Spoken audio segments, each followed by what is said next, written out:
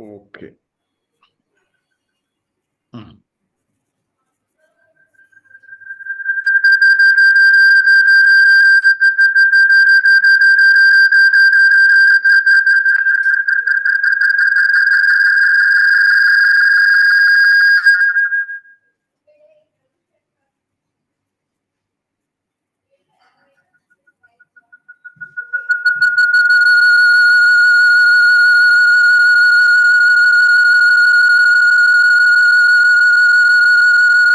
Some sound is coming from somebody. Okay. Unmute, sir.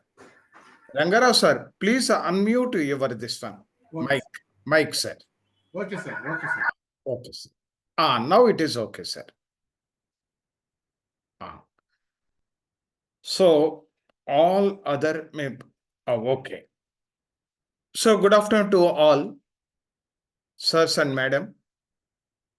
Today I will discuss about a liquidation loan account audit of banks.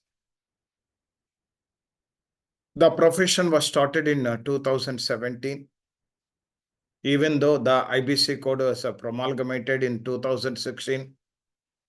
And 18 and 2019, some teething problems are there.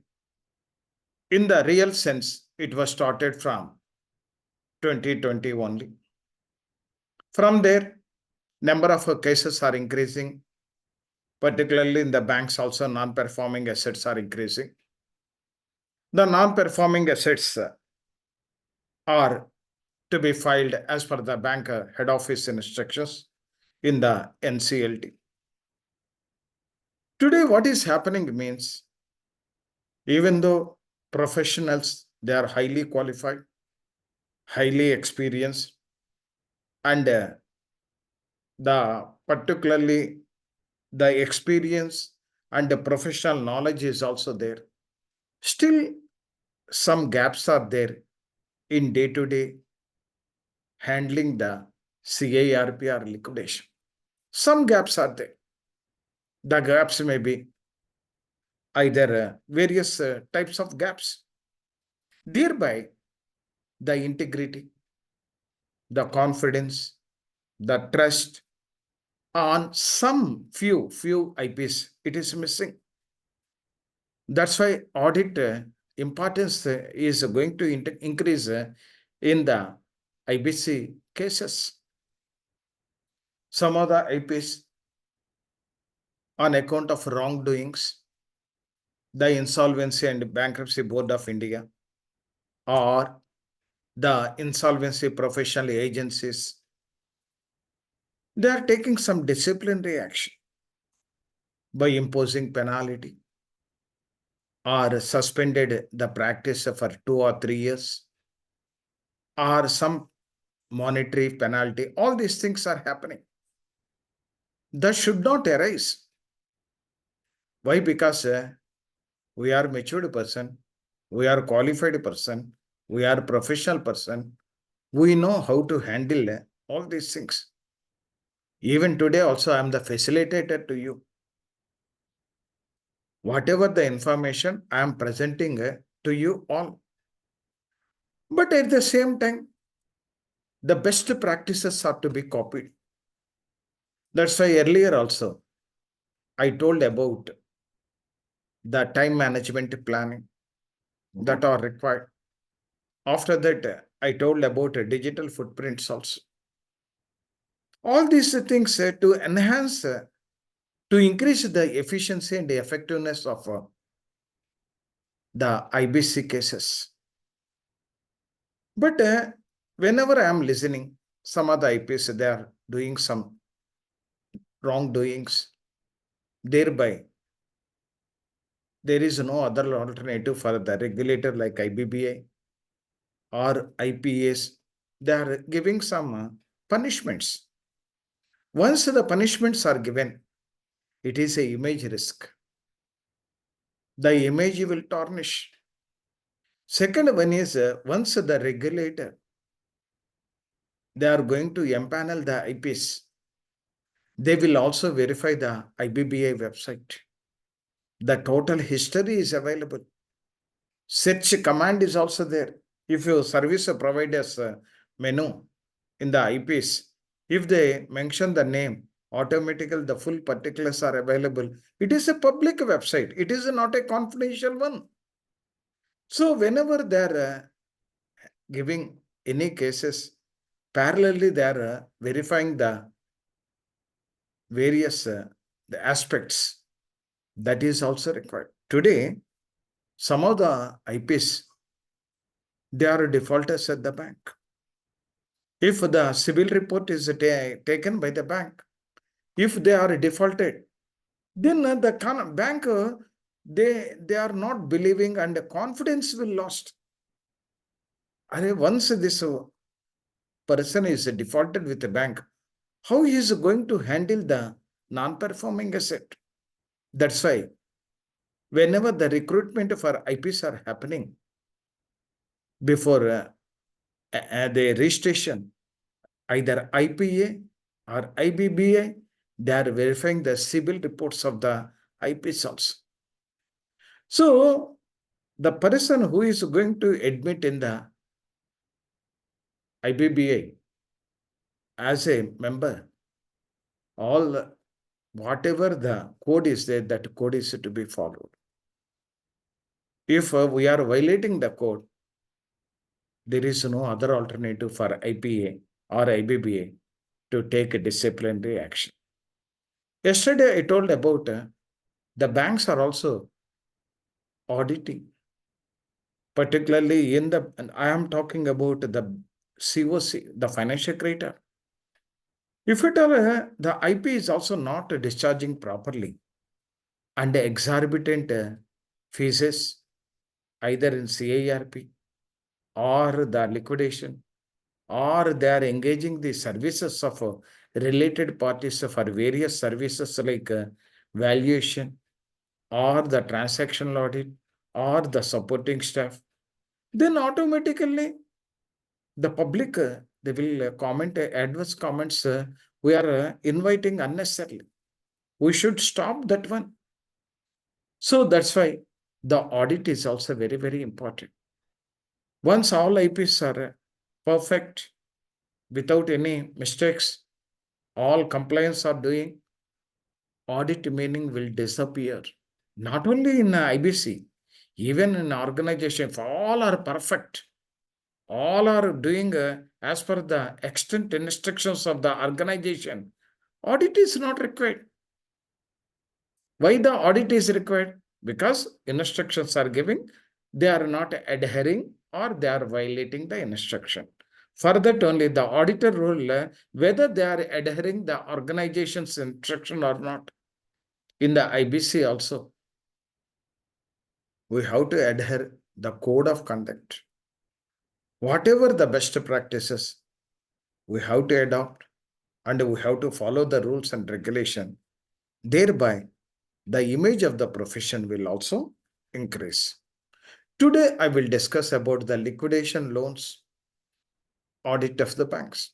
Here also, some wrongdoings, some mistakes, some gaps that is found by the auditors. Here, take for example, if you see the first schedule of Insolvency and Bankruptcy Board of India, particularly for IP professionals, code of conduct is defined for the insolvency profession. The code is first the IP should have integrity and objectivity. The integrity and objectivity. Once integrity and objectivity is there, definitely IP profession values will increase. Second one is independence and impartiality.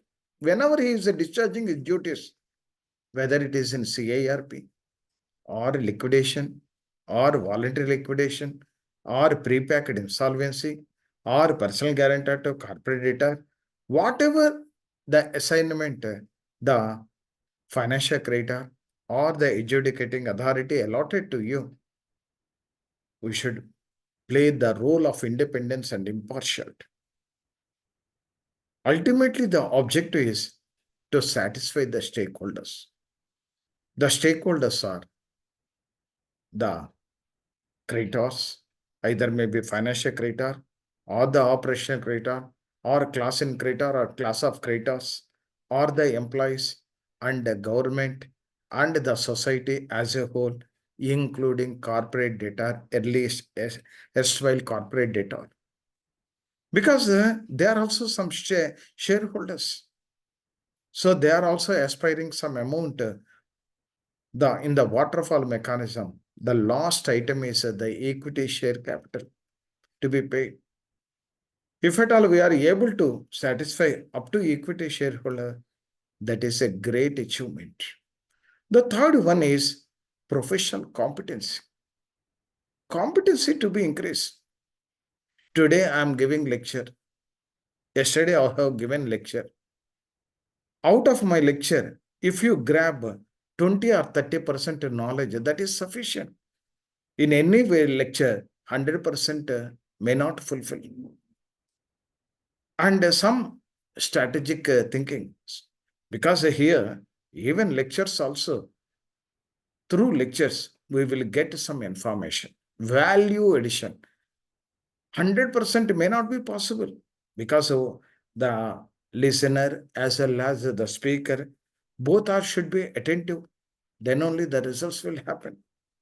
The professional competency will increase through listening, by reading the quarterly newsletters of the IBBA.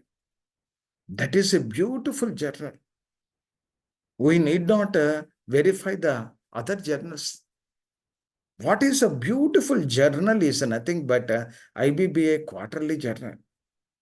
In the quarterly journal, lot of information is available, including the judicial pronouncement, either it NCLT or NCLAT or High Court or Supreme Court, in a nutshell manner, not exceeding 10 sentences for each study. Not only that one, daily ICSI, IAP, they are releasing the learning curves. Learning curve is a half page, A4 size half page. If you remove the heading top and the bottom, only the matter is half page. In the off page, the subject matter and the decision and which NCLT and only one paragraph. Once if you spend only one the 15 minutes of time, your skill will enhance like anything. The competency will, you can guide to others also. The professional competency will increase on account of learning process or listening process. Today, every time, whenever the regulations are modified, updated regulations are displayed in the IBBA website. What is the earlier? What is the current? What is the change? If you they go through that one, all changes are within your hand. Like liquidation, like CIRP, like voluntary liquidation, or personal guarantor to corporate. Not only that one, from time to time, the IBBA or IPA, free seminars are also they are conducting. Free. So if you spare your valuable time for certain time, the competency level will increase. Next one is representation of correct facts and correcting the misapprehensions. If at all we are mentioning the wrong information on account of various reasons, because I am a hurry, the things are not completed, I have given only approximate information and submitted to the adjudicating authority. Later on, if at all it is found that I have given a approximate figure or wrong figure, then in future, they don't believe my statements. The misapprehensions are happening. Suppose the claims are there. Once you received the claims, whether the claim as per the books is available or not. If books are different and the claim submitted is different, what is the difference? Where the difference arise? If at all for claims, any invoices are not enclosed or the previous correspondence is not enclosed and it is not tallied with the books, the creditors books or financial this one or class of creditor like bonds or debentures or fixed deposits like that. Verify because all are having good knowledge, experience and seniors. So the once we are not giving correct information, misapprehensions will increase. Then my word should be my bond. It should be act as a bond. My word is my bond. My word is the bond of the process. Once you have uttered some word, it is equivalent to bond. Some people, very few people, they are telling something, facts are different. Then they don't believe. That's why the representation of correct facts, whether it is a valuation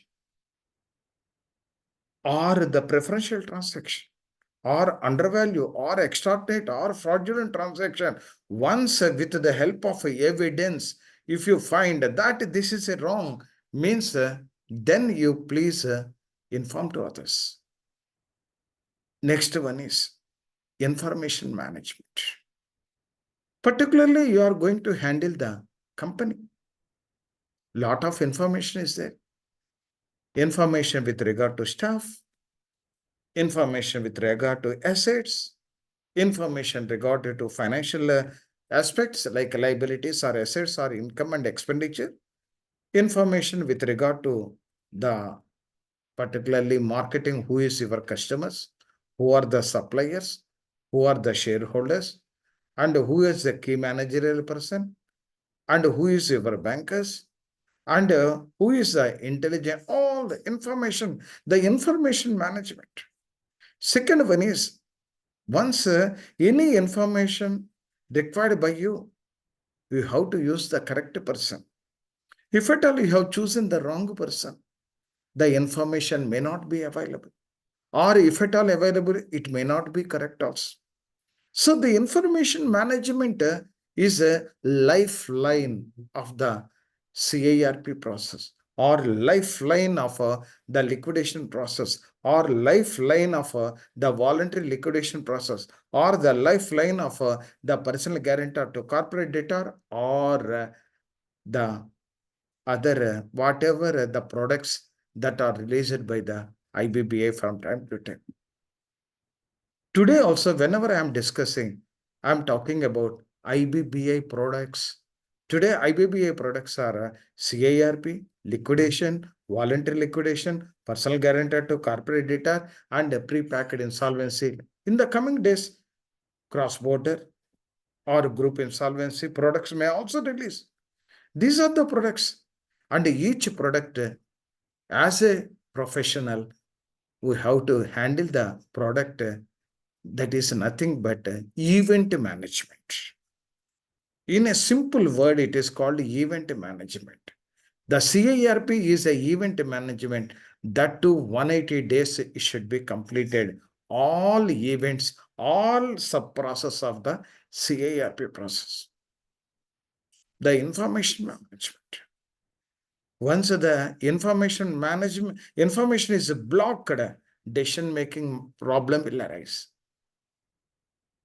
So the information is a lifeline of the CIRP process or other products. Next one is the timelines. Tomorrow things are to be completed today, if possible. I should not drag on it. Planning and time management. That's why tomorrow or next week items, if at all you are free, there is no work. What is the problem? Suppose take, for example, information memorandum is there. There is no problem to complete the information memoranda on the, if at all you are free on the second day, you ask the bankers, get the information, some information available at the time of processing the loan. When the company was started, what is the demand for the product? What is the demand and supply? How many competitors are there for the product? And what type of loans they have taken? What type of loan, the security they have given? And who are the directors? What is their educational qualification? What is their experience? And what not? All are available in the bank appraisal format. That is a supplementary. It won't define in IBBA or IPA like that, because of the information we have to get. So once that particular the timelines are to be followed. Once the timelines we have delayed, then automatically it will delay. Suppose the train starts from Vijayawada, next station Khammam, example. If it is delayed, the running time is delayed by 15 minutes. The Khammam will reach 15 minutes late. Next station 15 minutes late, unless until he cope up the speed and to cover the delay. In the similar manner, the CIRP process also, some processes parallelly we can complete. Suppose you know, and balance sheet is available. Balance sheet is available. Example, in most of the cases, a balance sheet may not be available. In going concern, definitely balance sheet is available. If at all you have a look about the assets and the assets registers are available, what is the problem in conducting the, after getting the permission from the COC to endorse, to entrust the job of valuation? So here, if at all your mindset is tomorrow's work today or next week work today or next month work today, that type of mindset is there. 180 days is also not a big problem. Within 180 days, we can complete that one. Once we have crossed the timelines or deadlines that is defined by IBBA, unnecessarily we are attracting the penalties. We should not attract the penalties. But that's why the time management, not only in our professional work, but also in personal life also. The equibalence is required. If at all you are doing the time management is not there, both your personal life as well as official life will also be some challenges or problems will arise. So the timelines in CIRP or other products, that is very much required. Even though your side, whatever your areas are there, complete. Okay, sometimes the adjudicating authority may delay or the information may be delayed from others. But whatever your area of operation, that is to be completed within the time, not on the dot of the time or they crossed that particular time. Within before that scheduled time. Next one is particularly confidentiality. We have to make the confidentiality. Okay. Once the confidentiality is relieved and they revealed to others, then problems will arise. Suppose I have released the particular resolution plan, even though that is a confidential one, but I have revealed that information to others, then criticism, then complaints, the corporate data, or the prospective resolution applicants. If you reveal that it is as good as a insider trading. You are talking about a SEBI insider trading. Once insider trading, the confidential information revealed by certain people and thereby the stock market, the shares sale and purchase or prices may vary. In the similar manner, the confidentiality in CIRP or liquidation, that is very much required. Once the activity is over, you can declare there is no problem. Today, whatever the documents and other things are there, all are subject to RTI. So we have to provide, in fact, under RTI defined, we have to provide. But till such a time, once the activity over, there is no problem. Till such time, you have to maintain the confidentiality. Next one is, Sir, I have a question. tell me, sir. Sir, if we are not public servant, then how we are covered under RTI? Sir, here, RTI means, I'm talking about banks. Banks are actually CIRP process. Who is giving for banks? Sir, the lot of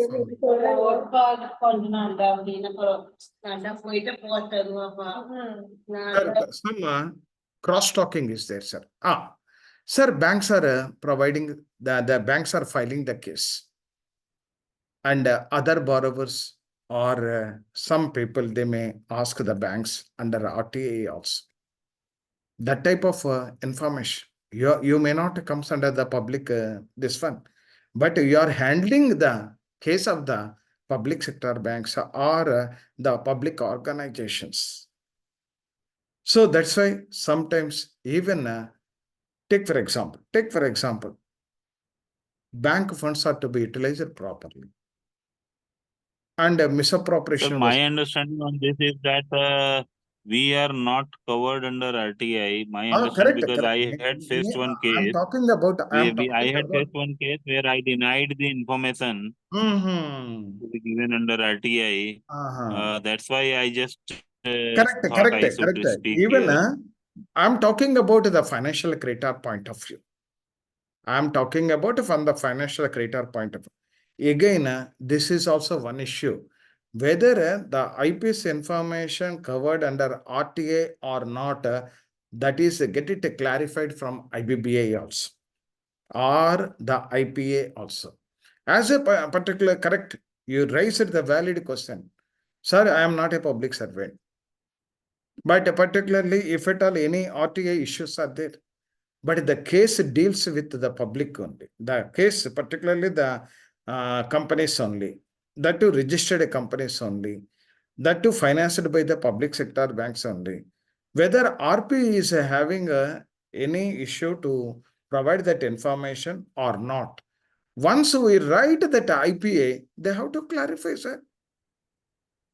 We should Sir, not. my understanding is that we are dealing with the company which is not a public company. If we are dealing with a company which is a government company, like if there is any CIRP of a government limited company, means government company, where 51% and more is held by government, then that company will come under RTI. We are the officer of that company, and accordingly we have to give the information. But Sir, if we are not covered under, if the company is a 51%. private company, then the company is not covered under RTI. As RP, we are also not covered under RTI, so we cannot reveal any information based on RTI info. Banks are under RTI, so they will give information. So my understanding is that, Correct. sir. I That's may why be wrong. I'm going to argue that one. Why? Because even private sector banks are there. Private sector banks is the government stake may not be there. Still, they are covered under RTA. That's why my suggestion is, if these type of issues are there, once you escalate the issue to the IPA or IBBA, and definitely you will get some response from them. Once they told not means we are comfort. If at all they told no, you are dealing with banks assets. Loans are nothing but assets of the bank. That to public sector banks or private sector banks, and where the public is contributed share capital. So, okay, this type of RTI means immediately we have to brought to the notice. Whatever the gaps are there in understanding level, we have to immediately get it clarified. That is also one of the trait that is required for the insolvency profession. Next one is occupation. employability and restriction. We should not do the both.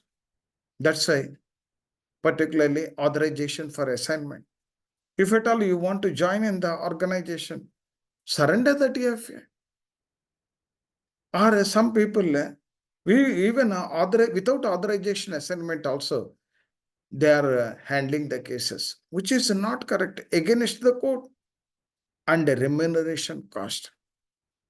One side, we should get the adequate, reasonable remuneration for the efforts made, for the services offered. It should be neither high nor low, that is a break even. Whatever the services, whatever the hard efforts I am providing to the particular, today, earlier, particularly in the year 2018 or 19, there is no card rate, there is no market driven rates, and some people they charged particularly for handling CIRP 20 lakhs, 15 lakhs like that. We use it to pay. State Bank of India, we use it to pay. Today, that is not the case, because all banks, they are interacting with each other, and how much workload and what is this one. All these things people are aware. That's why the market driven rates are arise. The market driven rates. So here, the remuneration cost, even CIRP process also, whatever the costs are there, that is should be reasonable cost. While engaging the services of the transaction auditor, or while engaging the services of valuers, earlier, I myself paid 15 lakhs to forensic audit during the concurrent auditor in the stressed assets resolution branch of my bank. So today, 15 lakhs is not 15 lakhs. Hello. Okay.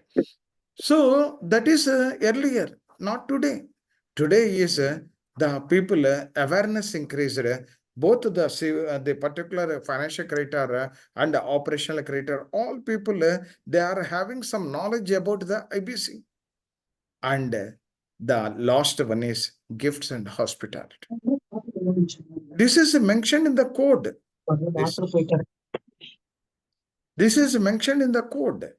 The code clearly mentioned we should not invite unnecessary criticism, either from the CD or the financial. Our duty, our remuneration. Whatever the guidelines are there, we have to follow. If at all any deviations are there, definitely public criticism. Second one is it will reflect in the particular audit reports. Now audit, I'm talking about audit. Okay. The auditors always looking for the, they are giving the whatever remarks are there to the financial creditor, not to the IP. Financial creditor in turn, he may ask the IP also. But today, whenever the IPA or IBBA wish to verify the cases handled by the IPS, they are having 100% power, either random or specific case. Random means out of the total IP cases, some cases they will take and they will conduct the audit. But specific cases means today number of complaints are received by the IBBA or IPA. Once they received a complaint either from the CD or the FC or the operational creditor or the class in creditor or class of creditor, definitely they will endorse that particular job to the officials. So that's why, sir, please put in mute conditions. அதை வந்த கூட சாப்பிட்டே சொல்லு, இந்த அரிசி போடலையா அந்த 1/2 hour ஆகணும், அதை முதல்ல சாப்பிட்டேன். இங்கதான் வந்து சாப்பிட்டேன்.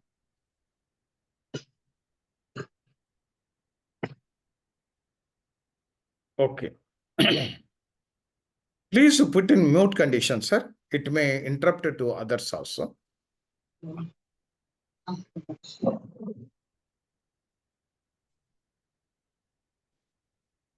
Okay.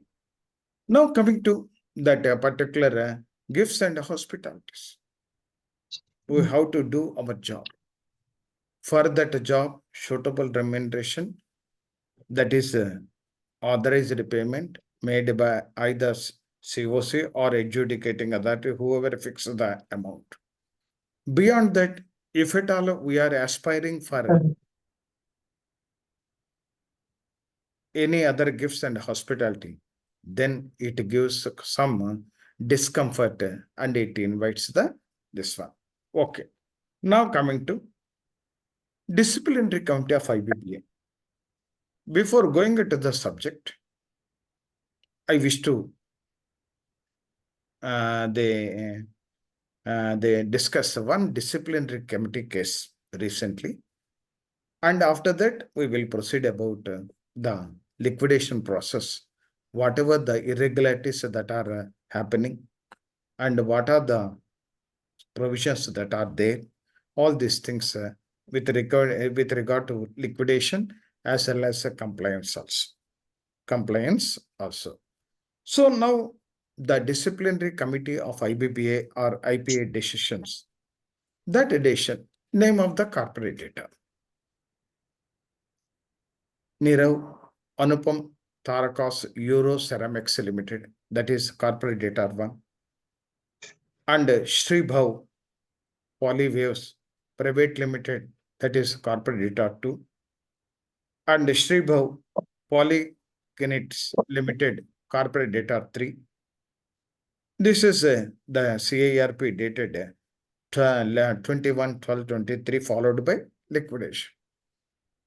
In that case, corporate data 1, corporate data 2, corporate data 3, these 3 corporate datas, they have filed a complaint against the wrongdoings of the IP.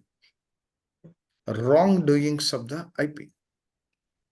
So being an IP, if at all I followed all the regulations, rules and code and not yield any gifts and other things and not giving any favor and independent decision, nobody will do anything against my acts and other things. So here, these 3 people, particularly, they have complained on one IP only, insolvency profession.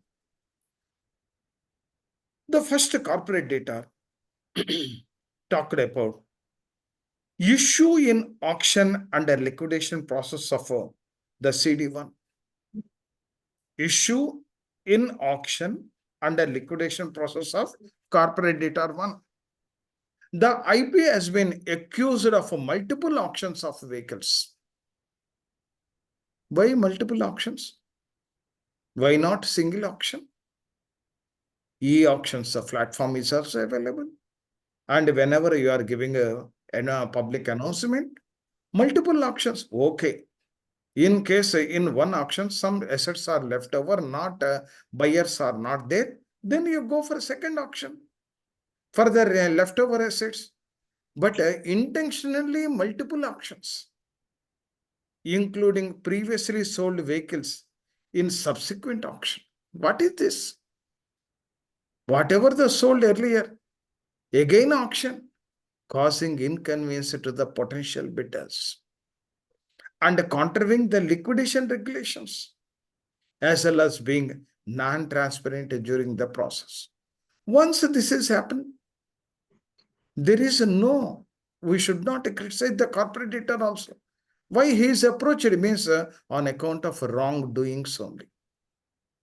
That's why we should not invite the criticism. Whatever your role is, it should be transparent. Transparent.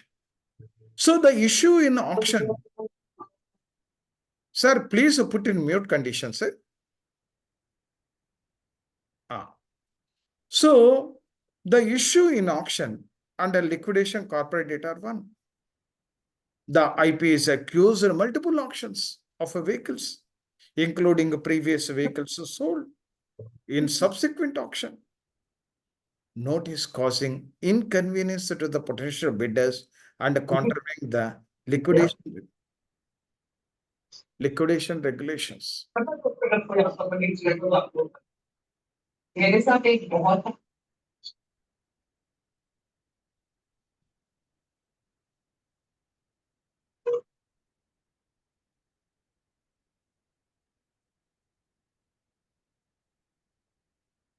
Okay. Please put in mute conditions, sir, so that others should not feel inconvenience. And reduction in reserve price beyond permissible limit. The reserve price is normally 10%. Sometimes it is 15%.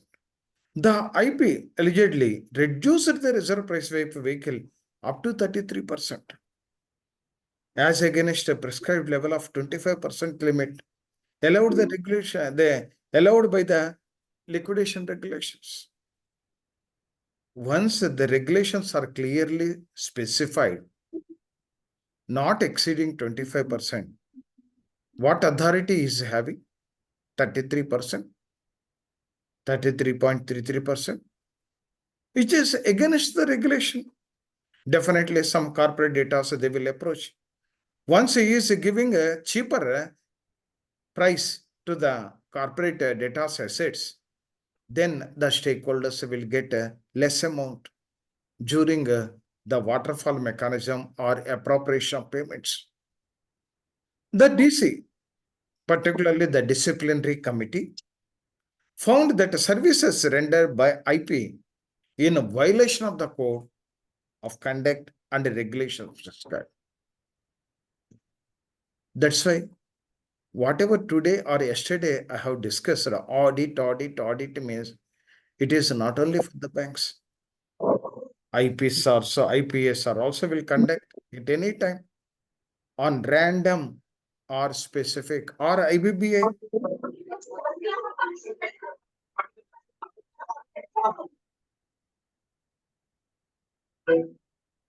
Sir, B. Mekala. Sir, please put in mute condition, sir.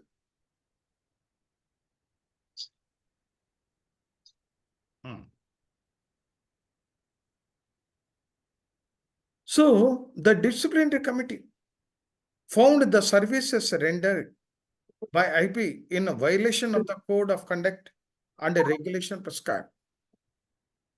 Thereby, definitely, once it is violation, the disciplinary committee will impose some penalties. Second, particularly the corporate data 2, 3 corporate data 2 and 3, non-circulation of minutes of the first meeting of the COC. Once the COC is conducting, everybody, whoever is eligible to sit in the COC meeting, the minutes are to be circulated. If minutes are not circulated,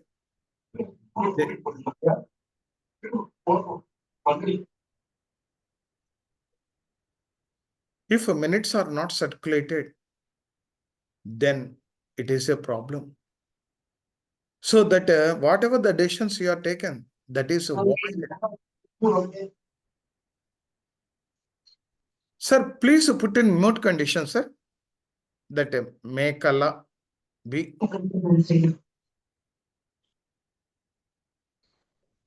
So the IP displayed delayed in sharing the minutes meetings of both CDs despite the 48 hours. Once the meetings are over, whatever the minutes are there, the minutes are to be circulated. That is a maximum period 48 hours. Time frame prescribed, which further hindrance the transparency and time. Don't read.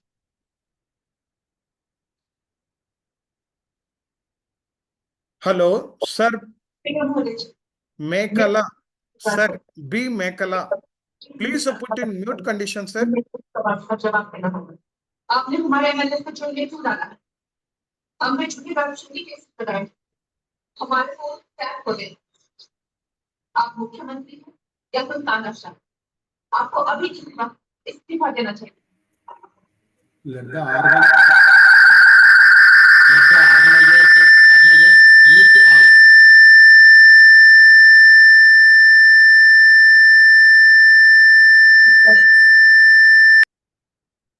Opposition को अपनी family के लिए कार्य करके उनका जवाब बोले sir ये क्या है, आपने जिस इंसान को जनता की सेवा में लगा दी, कौन होते हैं आप सामने वाले? तो बोलने वाली हाँ, या तो रमजान की पत्नी हो या बेटी हो या कोई रिश्तेदार, उनकी राजनीतिक पदाधिकारी हो और कौन तो आप सबके सामने सच बताना हो, रमजान के साथ रिश्ता क्या होगा, इस रिश्ते का कोई तो नाम होगा। जब रमजान ने ऐसे इनाम रिश्ते को अपनी जिंदगी में कोई जगह नहीं दी, मुझे बताओ तुम जनता से क्या चाहते हो? वो मुझे तभी नहीं आएगा और उनके पीछे खड़े होकर ऐसे कोई बहुत बड़ी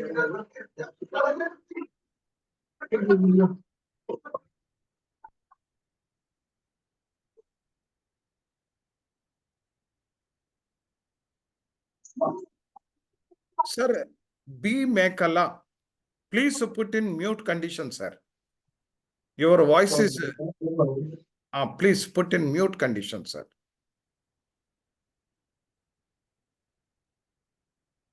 Your voice is, एडमिन से म्यूट करवा दीजिए सर। sir. एडमिन को कह के म्यूट करवा दीजिए इनको। No, that functionality is not available with me, sir. I am trying for the last 5 minutes. That functionality is not available with me. From that side only, the B. Mekala, please put the audio in mute condition. Audio in mute condition. जिस तरह हमारी सभा में मेरा अपमान किया है, It gives inconvenience to others. किया था, वो सत्ता की लड़ाई वो जीती थी और ये सत्ता की लड़ाई anyone has having his or her number, they may call in. Sir, I am calling the madam. Yeah, Over phone. call, Over phone. you can call to the ITA, means they will.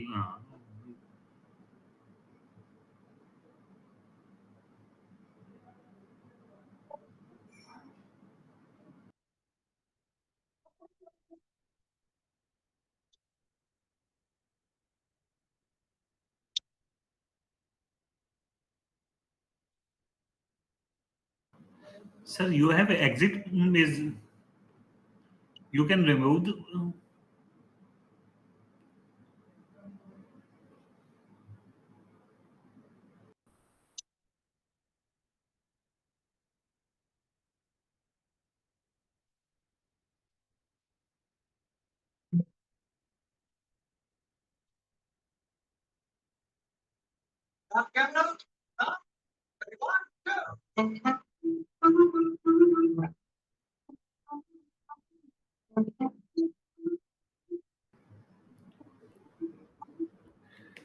sir, as a admin, you can remove. Sir, admin. Yeah, try to remove if possible. Sir, where it is? Madam is having the admin functionality, sir. Not, I am not having the admin function. Sir, the organizers can mute all. Madam is telephoning. 1 minute. Sir.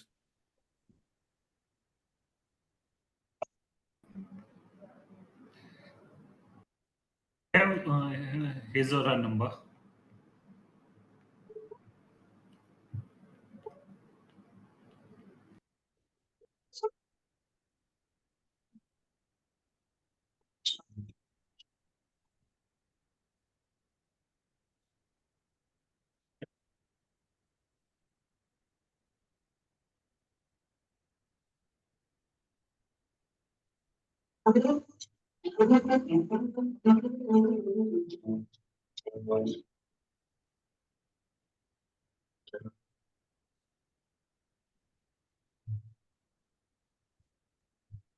Sir, I informed to madam, she will do something.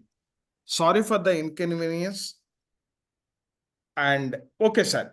The CD is second and third, non-circulation of minutes of first meeting to the COC.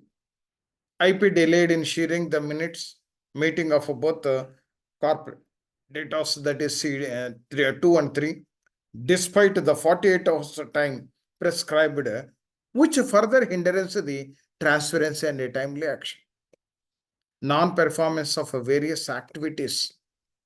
They have highlighted some non-performance. And IP failed to perform the various activities mandated in the CIRP, such as appointment of the values or determining the avoidance transaction and issue resolution plan, etc., etc. Thereby, it leads to the not a performed IP. The non-performance of geo paradise, the time-bound nature of the CIRP. Ultimately, the action to be taken by the IBBA. They had the particularly control and custody of assets. The IP did not take appropriate control and custody of the CD's asset, as evident by the suspended management involvement in the managing affairs.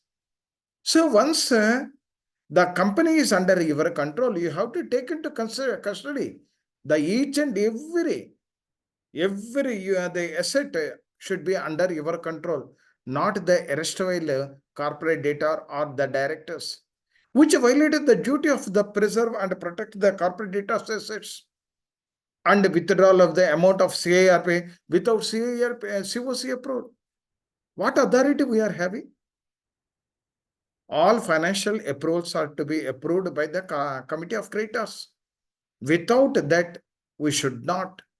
We are the facilitator. And subject to delegation of powers, we can do it without approval. He is withdrawing the CIRP cost in the manner that is CD3. IP withdraw the funds from CD's account in lieu of the CIRP cost without CAC approval, violating the regulation requirement expenses ratifying. If this is a case, definitely the disciplinary committee DC, definitely they will take action against the IP. So then they have given penalty or direction. What penalty they have given? Suspension of registration for 2 years. So in this case, particularly, these 3 companies handled by the particular IP, in these 3 companies, he did some mistakes and violations. He is not following the code of conduct, particularly with regard to IPs. Then the DC, the disciplinary committee, taken action, suspension of registration for a period of 2 years, which is a image risk. Intentionally, without the permission of the COC, what authority is having to withdraw the funds? He is a trustee for the funds. He is a trustee for the company till the CIRP process is over. And learning lessons. Once this type of cases are there, we should learn something. IP handling CIRP reflects serious violations of a regulatory requirement and a lack of adherence to the prescribed limits. Once the prescribed limits are violated and delayed, then cost escalation, value of the assets will decrease. Procedural obligations. Whatever the procedure laid down by the IBBA, we have to follow. We have to follow. There is no exception at all. These contraventions undermine the efficiency and effectiveness of a CIRP process, potentially compromising the interest of the stakeholders involved. IP actions highlight the importance of upholding the regulatory standards, conducting the insolvency proceedings with the integrity and transparency. So that's why whatever our this one is there, we have to do utmost care. The duty, whatever our duty is there, the duty to be perfectly completed. Our duty is IP. Whatever the code is a code to be followed, whatever the IBC code is that is to be followed rules and regulation and in an effective and efficient manner. If at all we are not doing like that, and those people, they are not fit to handle the CIRP cases. So in this case, why I have told about all these things means, even though in the liquidation, the maximum cap is 25%, he is intentionally reduced the 33%. Thereby assets of the company, maximization, where is the maximization? Maximization value of the company assets. The preamble of IBC clearly told the maximization that is to be distributed to the stakeholders. But here, if at all he is intentionally reducing by violating the 25% the standard and given 33.33, then the stakeholders will not get the reasonable amount through the sale process of the assets. So this is hence the audit for IPs handling cases like CIRP or liquidation or PPIRP or voluntary liquidation is required. Both by IBBA on random basis, IPA on selected basis, and the FCA, financial creditor, banks, 100% is required. If at all there is no violation, audit word will not reflect in the IBC CIRP process. Today, audit requirement is happening. Some people, they are violating the norms. Whether this is due to communication gap or knowledge gap, we don't know. But we should not do intentionally. Now coming to, we go to the particular, the audit of the liquidation process. Before that, a distressed asset has a life cycle. Any asset of the company, life cycle, plant and machinery, the life of the plant is 10, building 20 years. The distressed asset, particularly that is a distressed company. In the distressed company, assets are there. In that asset, life period is there. Its value declines with the time if a distress is not addressed properly or quickly. If at all you are not handling that particular distressed problem, that's why in that particular case, they are not following the timelines. In that, if the IP is not following the timelines, definitely the value of the distressed assets will decrease. With the time, not addressed quickly. That is to be, that's why earlier also I told about, whenever we are free, and tomorrow's areas, if possible, today or next week areas, if no problem, today complete, or next month issues with regard to CIRP. Some other people doing 2 things or 3 things or over a burden of a number of cases also gives bad results. If at all I am handling 10 cases, I may not justify to each and every case because of paucity of time. So a distressed asset has a life cycle. Particularly, you are handling the distressed company. The assets are also distressed company assets. Its value will be decreased with the time if not addressed quickly. If not addressed quickly. That is to be keep it in mind by the insolvency professional whenever they are handling the CIRP liquidation or voluntary liquidation or PPIRP or personal guarantor to corporate data.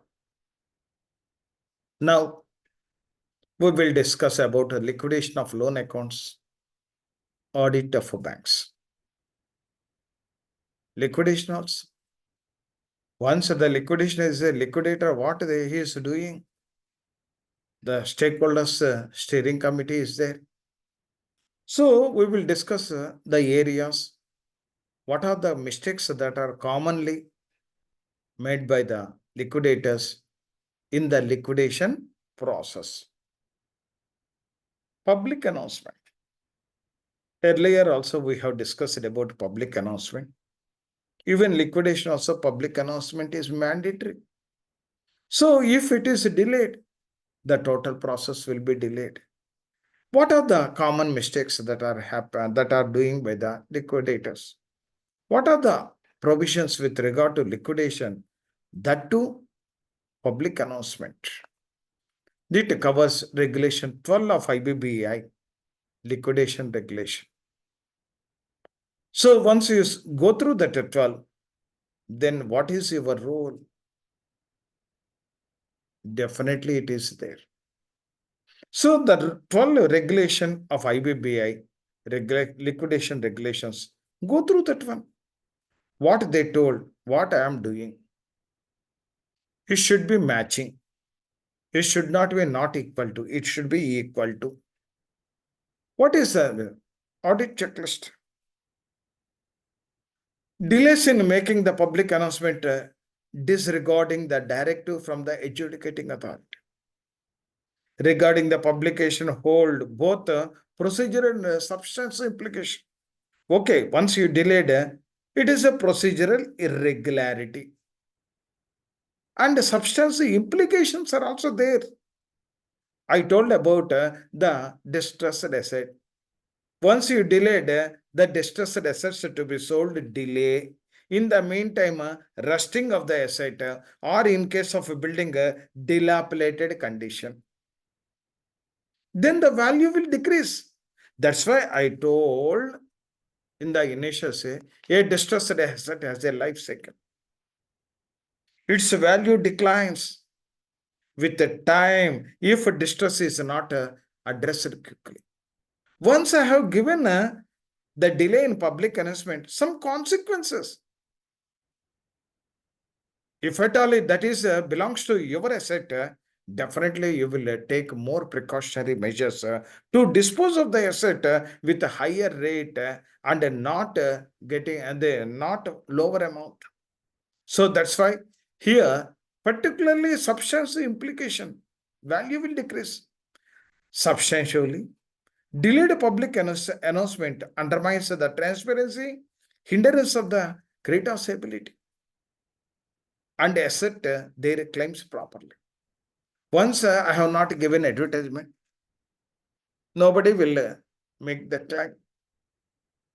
And geoparadigm their recovery prospects. Once it is delayed, the asset quality will deteriorate, the amount will be decreased, then they will get a small amount instead of a higher amount. So that's why the one of the important one in IBBI is time value of the money. The time value of the money, that's why 180 days earlier,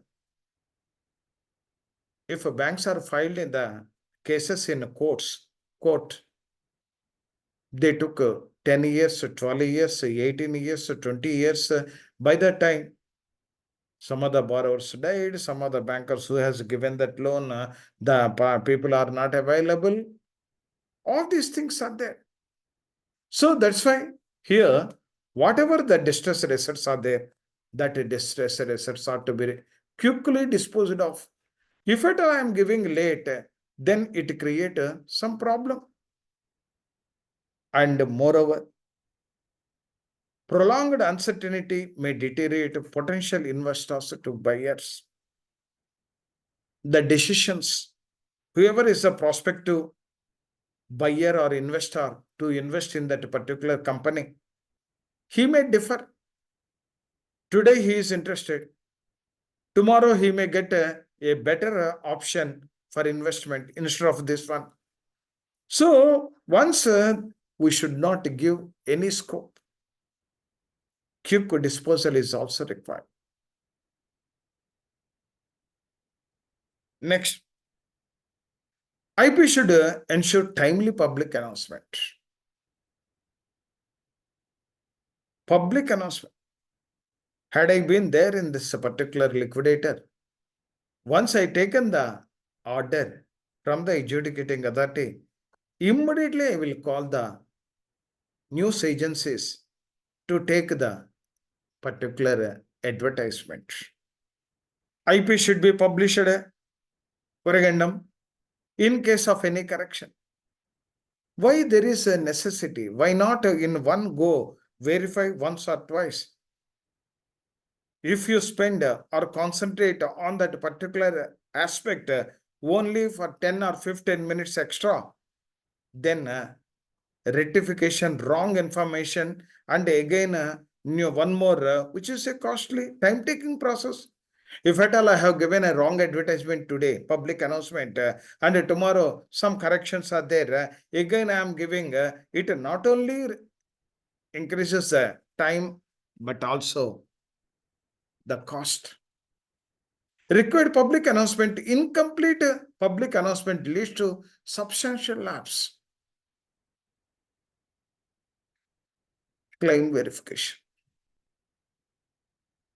Here also, particularly in a liquidation, verification. Today I received 5.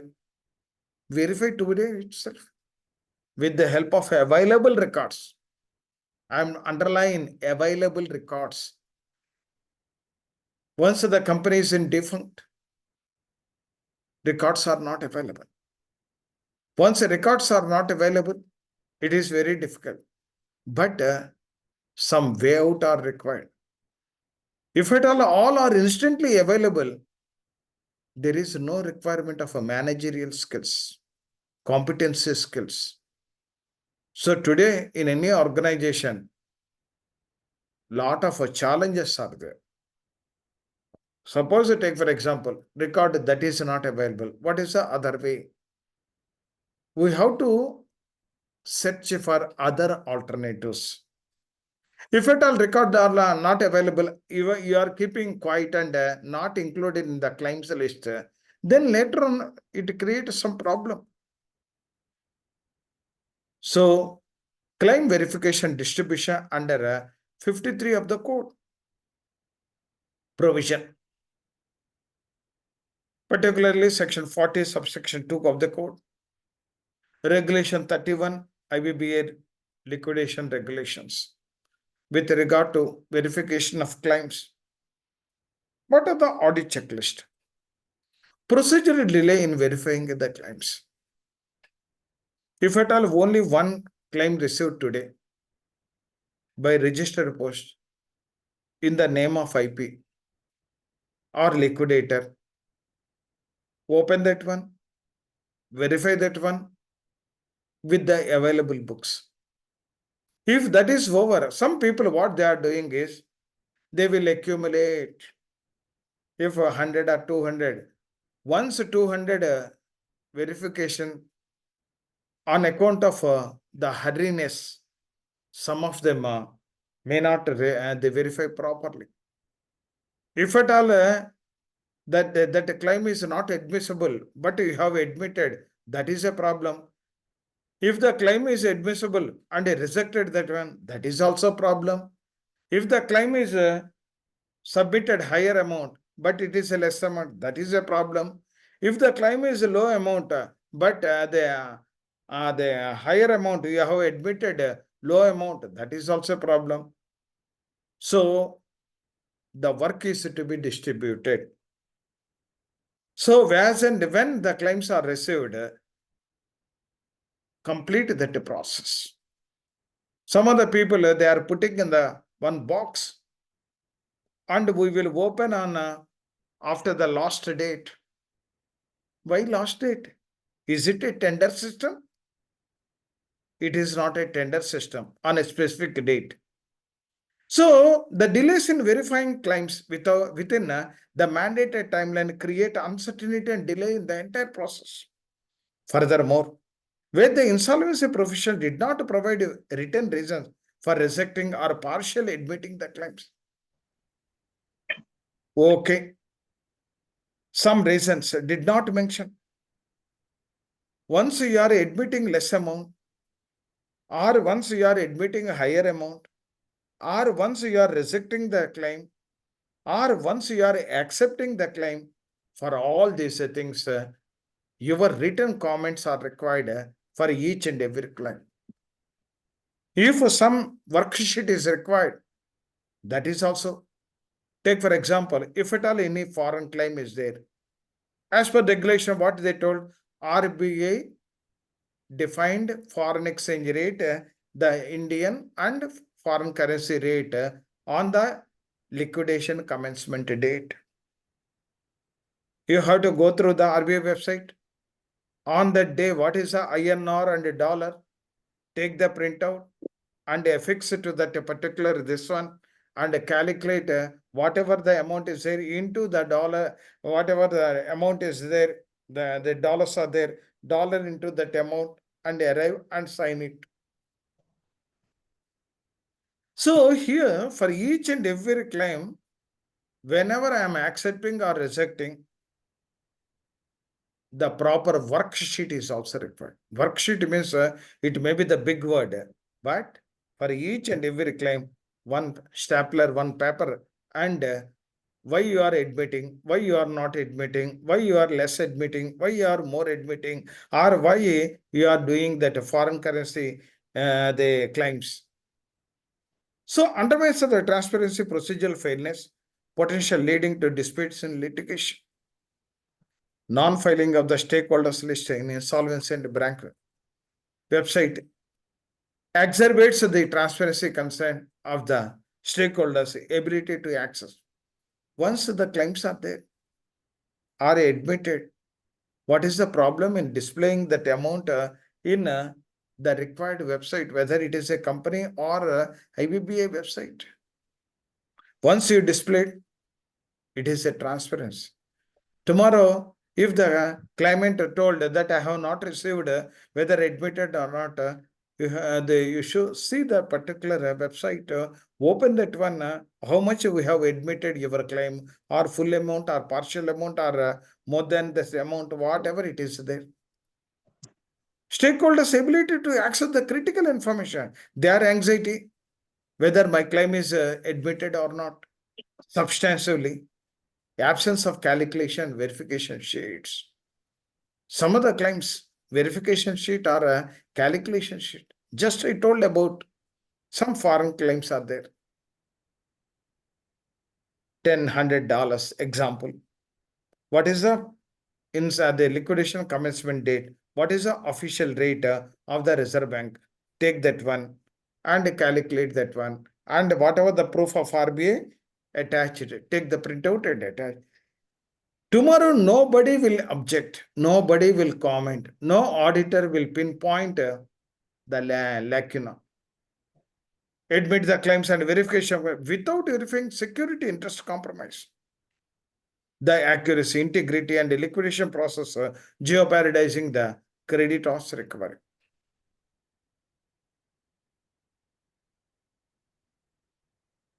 IP is expected to verify claims, maintain transparency in the process of intimating and communication. That is also required. Okay, you have admitted. Communicate. If at all email address is there, communicate, we have admitted. There is no problem. Once it is a correct figure and authentic figure and available books you have verified or cross-checked as per the books of records available with us, as on date, the claim this much was admitted, subject to, if at all any changes are there, we will communicate. Then the transparency, the trust on the liquidator will also increase from the claimants. Otherwise, if at all we are silent and communication, no communication, silent, later on problems will arise. And the records of all decisions taken, whatever decision you have taken, that is to be recorded, whether excessive, short amount, nil amount. IP shall maintain all document with reference to verification of claims. Once admitted, simultaneously you enter into the sheet, how much you have earned, and this is to be properly filed. Suppose today I received one claim from XYZ.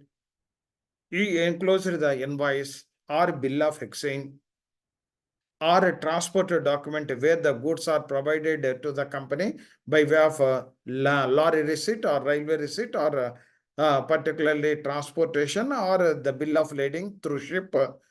All are Xerox copies enclosed. You see the creditors list. In the creditors list on that particular goods received note, you see once it is tallied, admitted. Once they admitted, you please mention, I have verified with the available book so and so on page number so and so. This particulars are available. Hence, I have admitted. And this is to be stapled, sign it and put it in a file. At the same time, claimants list also parallelly mentioned. Whenever the claims are admitted or what is a secured, unsecured, that classification, whether it is an operational creditor or financial creditor or the class of creditor, that groups are also to be divided. IP shall maintain all documents with reference to verification of all claims. The next one is stakeholders, the consultation committee. Particularly in the liquidation, in CIRP, COC is there. But in liquidation, SCC is the stakeholders consultation committee. What are the IBC provisions with regard to stakeholder consultative committee? First one is, in this regard, the regulation 53C, 31A of IBBA regulations are applicable. So for this committee formation, what is the role of the committee? What are the function of the committee? What type of decisions that is to be taken? And if their decision is not agreed by you, you have to inform to the adjudicating authority. All these things are mentioned in this 53C and 31A of IBBA regulation. Audit checklist. With regard to stakeholders consultative committee. Procedurally fail to adhere the stipulation. And 1 minute, sir.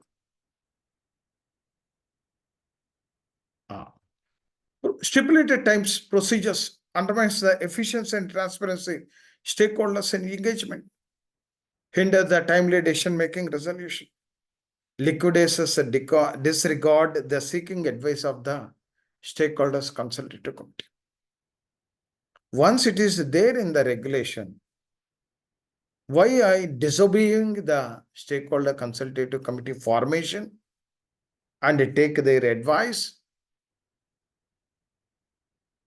Then it is a monopoly, restrictive practices. I am the boss. I don't listen. My decision is final.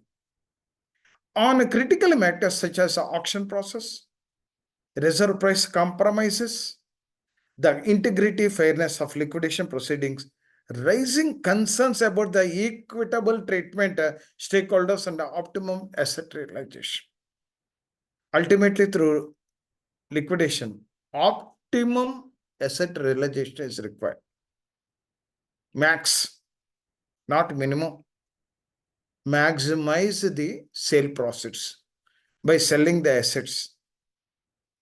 So here, you have to take the auction process, whether online or physical. If at all it is particularly perishable goods, or what type of auction, and reserve price compromises. These two are to be taken by get the information from the stakeholder consultative committee. That is called brainstorming. If at all I taken unilaterally without consulting the stakeholders consultative committee, then I may be correct or may be wrong also. Moreover, absence of confidential undertaking before sharing the progress reports. Whenever you are sharing the progress report of the liquidation process to the stakeholders consultative committee, you have to take the confidential undertaking. If at all they revealed that information to all the people, then it may create a problem during sale process. If the price is revealed, or if information about the whatever your particularly reserve price are revealed, then it is as good as a insider trading. It is not a insider trading that is in a stock market we told, but here it is an insider trading. Sharing the progress reports diminishes the confidentiality protection, impacting the stakeholders' trust and potential exposure sensitive information. The sensitive information, if at all you have not taken undertaking, they will use that paper as a casual manner. They don't think that it is a confidential. They may not think this is a confidential information like that. Whenever you are sharing the reports, take undertaking from the stakeholders consultative committee. The IP shall present all agenda items in the subsequent stakeholders. Whatever the agenda, all should be no partial. And meeting immediately after the decision is made, appointment is made, or cost incurred, or without delay. Once the meeting is over, circulate the minutes, whether it is related to sale of the asset or cost of the asset or any appointment of a valuers is made. Your decisions are to be disseminated to the stakeholders consultative committee. The first meeting of a stakeholders consultative meeting should be conducted the same COC members, with the COC members only. As for a CIRP process within 7 days of the LCD, till the formation of a stakeholders committee. So here, once the insolvent, the CIRP is failed, no resolution plans, or whatever it is there, no resolution plans are not up to the mark, resolution plans approved by COC, but not approved by, within 7 days of liquidation commencement date, you have to conduct the stakeholders committee. The first stakeholders committee is with the same COC members. The liquidator shall convene subsequent meetings every 30 days. What is happened? How many assets sold? What is the process? How much distributed? The information should be continuous one. Otherwise, the creditors will be in a tense mode when they will get the amount like that. Previous meeting, unless consultation committee is extended a period of such meeting. Normal period is within 30 days. Otherwise, as per the decision of the stakeholders committee. But the minimum is once in quarter. Even board of directors also of the company, once in quarter, that is must, they have to attend. The IP shall report differences in decisions to IBBI or AGD as per the mandate from the format provided. Stakeholders committee decision, this one, I have implemented this one, or they mentioned the reserve price like this, I have offered this, whatever the deviations are there, the deviations are to be informed to the IBBI or the adjudicating authority. Later on, they will ask, Once they have finalized some date, why have deviated that one? So you have to convince, you have to verify all these things mandatorily. Stakeholders convey the consultative committee meeting, the liquidator shall present without the chairman of the stakeholders. The stakeholders will come and they will prepare some agenda and they will discuss. There is no use. You have to organize. Some stakeholders, they are conducted and liquidator is not there. Once a liquidator is not there, is it a stakeholders consultative committee? No. The actual liquidation cost along with the reasons for exceeding in the stakeholders committee, the actual liquidation cost how much and what is the why it is crossed the exceeding the estimated cost. That also the consolidated status of legal proceedings, some assets, court stays or whatever, even though IBC prevails over the act, some litigations are happening. So whatever the legal proceedings are there, that also to be discussed.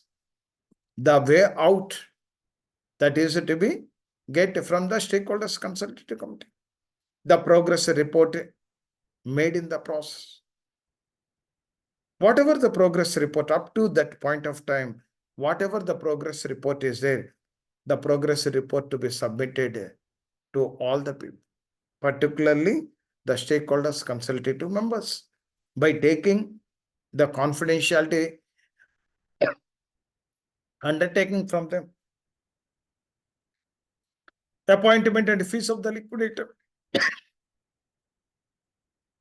The next area, the auditors will verify whether IBBA auditor or IPA auditor or the particularly the financial creditors audit.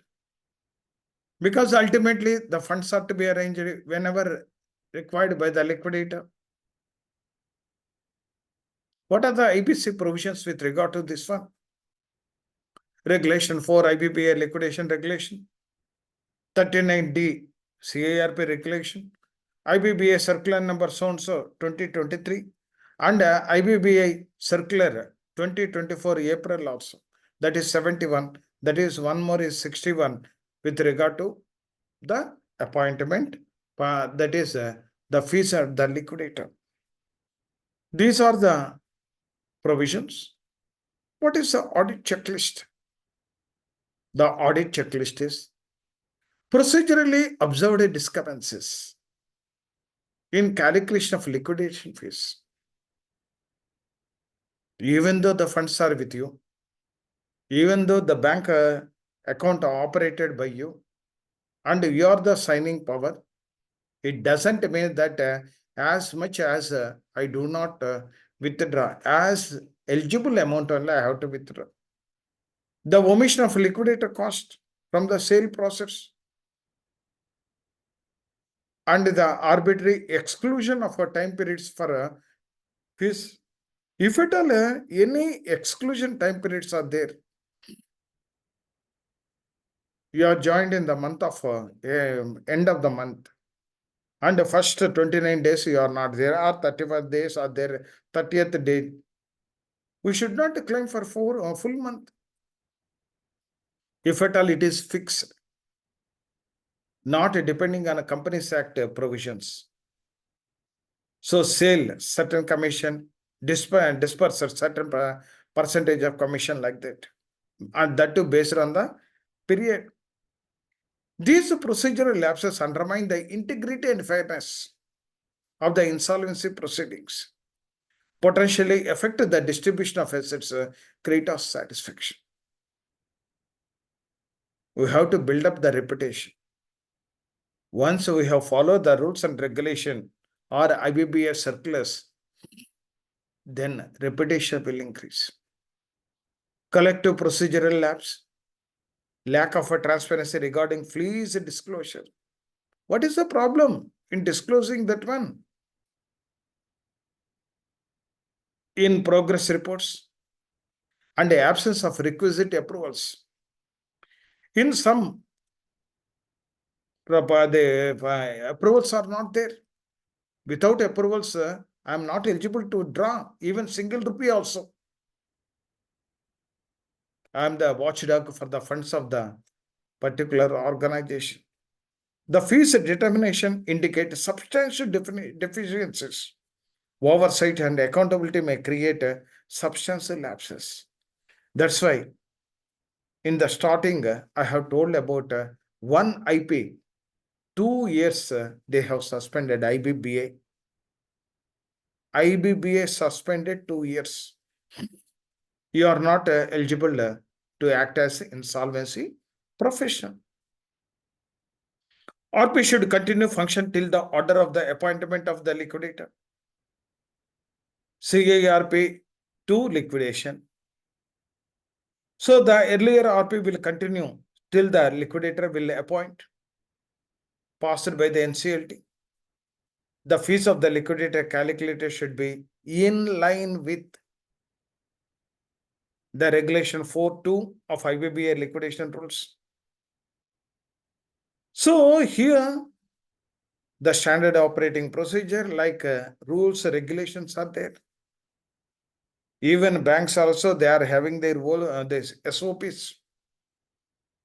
And whenever the IPA or IBBA, they are going to audit your cases, whether you are following the laid down instructions of IBBA or not, or as per the code, or as per the rules, as per the regulations or not, they will verify.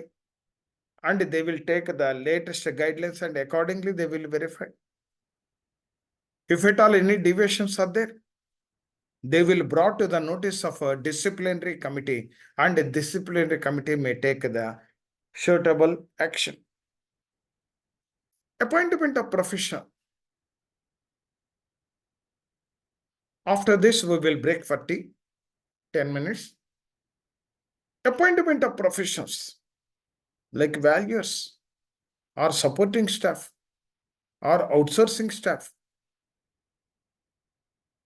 That is also as per the laid down instructions or the instructions of IBs. What are the provisions with regard to appointment of professionals? Regulation 15 of IBBI liquidation regulations. You have to follow. There is no other alternative. There is no other alternative. What are the audit checklist? Procedural gaps in appointment of professionals. Lot of gaps are there. And the absence of guidance created ambiguity and potential inconsistency in the insolvency process. Failure to detail appointments.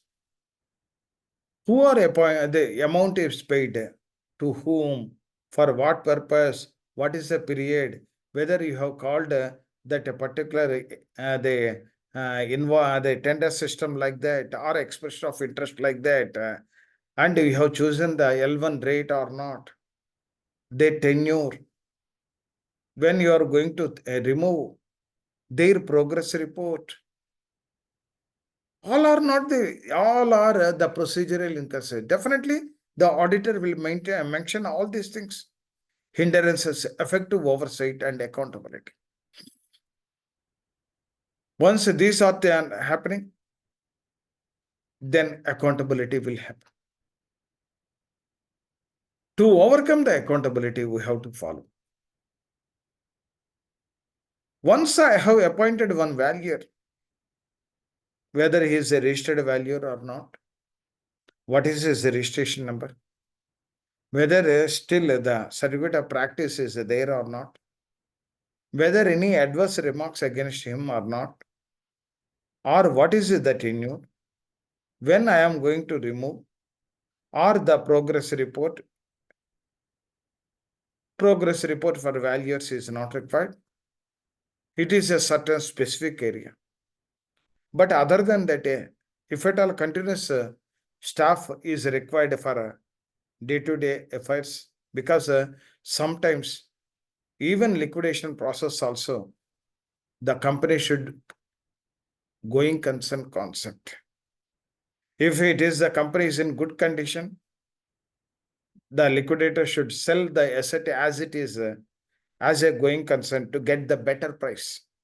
To get the better price. Substantially continuation of profession from CIRP period without clear reappointments. Some of the people, the CIRP people, you are carrying in the liquidation. CIRP is stage 1. Once no resolution plans or resolution plans are not up to the mark, or resolution plans not approved by the particular COC, or if approved but adjudicating authority is not given the approval, then the second stage is a liquidation. During liquidation, it is again reappointment of the earlier professionals. Some of the people, CIRP to liquidation, they carry forward. If at all the company is in going concern, define the scope of work, raises substantial concern regarding expertise utilization. Whenever I am using any professions, for what purpose?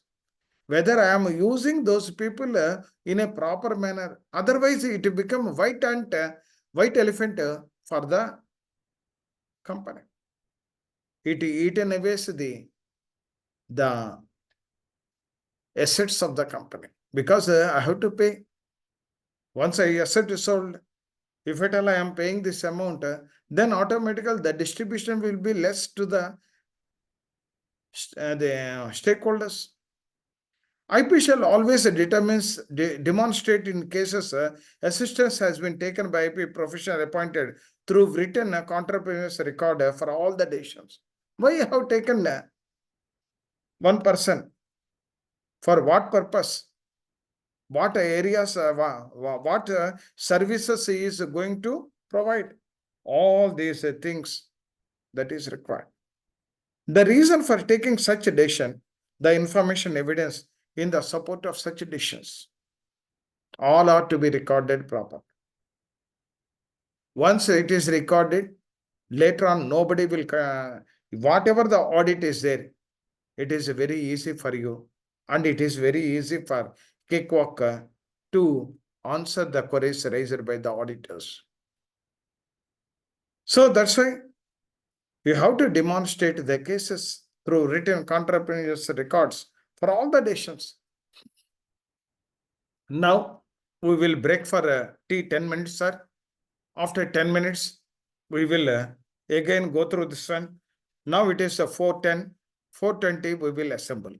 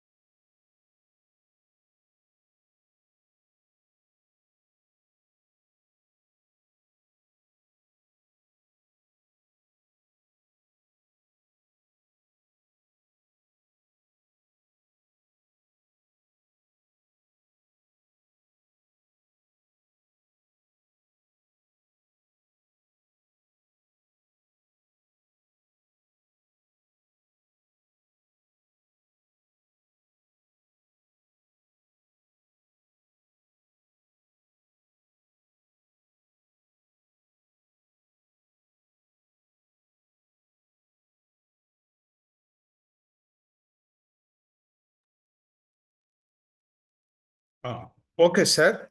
Now I will take the rest of the class. Next area is valuation.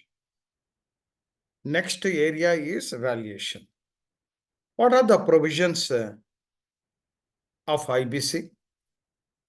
Regulation 15 and 35 of IBBA liquidation regulation rules. It covers the valuation. What is the auditor's point out and observations or checklist or suggestions, whatever it is you call it? The procedural gap approximately 12% between the commencement of a liquidation process and a date of valuation. Why that much delay? Why that much delay? Especially during COVID, that is okay. But here, what is the problem is the assets are valued at COVID-19. If still some of the assets are to be disposed, the valuation is at that time very less because on account of pandemic COVID, that the economy situation is not up to the mark. Today, the economy situation is very favorable. At that time, it is not favorable. The value may be low. And during the COVID period, may have the substantial impact on the asset valuation in real estate sector. The pandemic effects on market conditions should be caused significant fluctuations in the property values today and affecting the accuracy and fairness of the valuation. So, the delay should not happen. Whatever the guidelines are there, the guidelines are to be fulfilled by the liquidator. Additionally, procedural discrepancies. What are the appointment of valuer? That is referenced in section 1.12 relevant document must be addressed to ensure compliance. That is to be complied by the liquidator. The liquidator shall convene the stakeholders consultative committee, discuss the methodology of the valuers before arriving at the estimated value.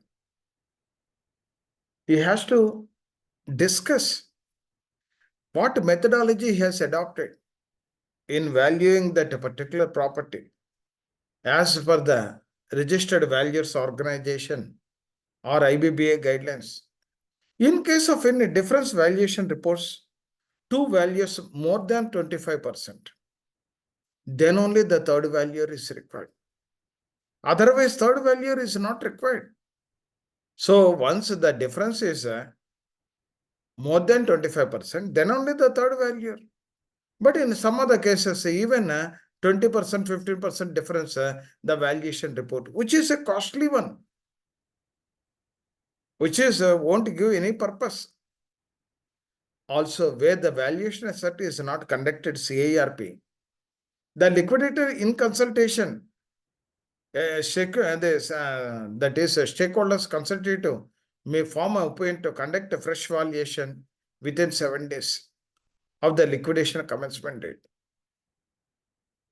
So, in case the valuation is not conducted during CIRP, particularly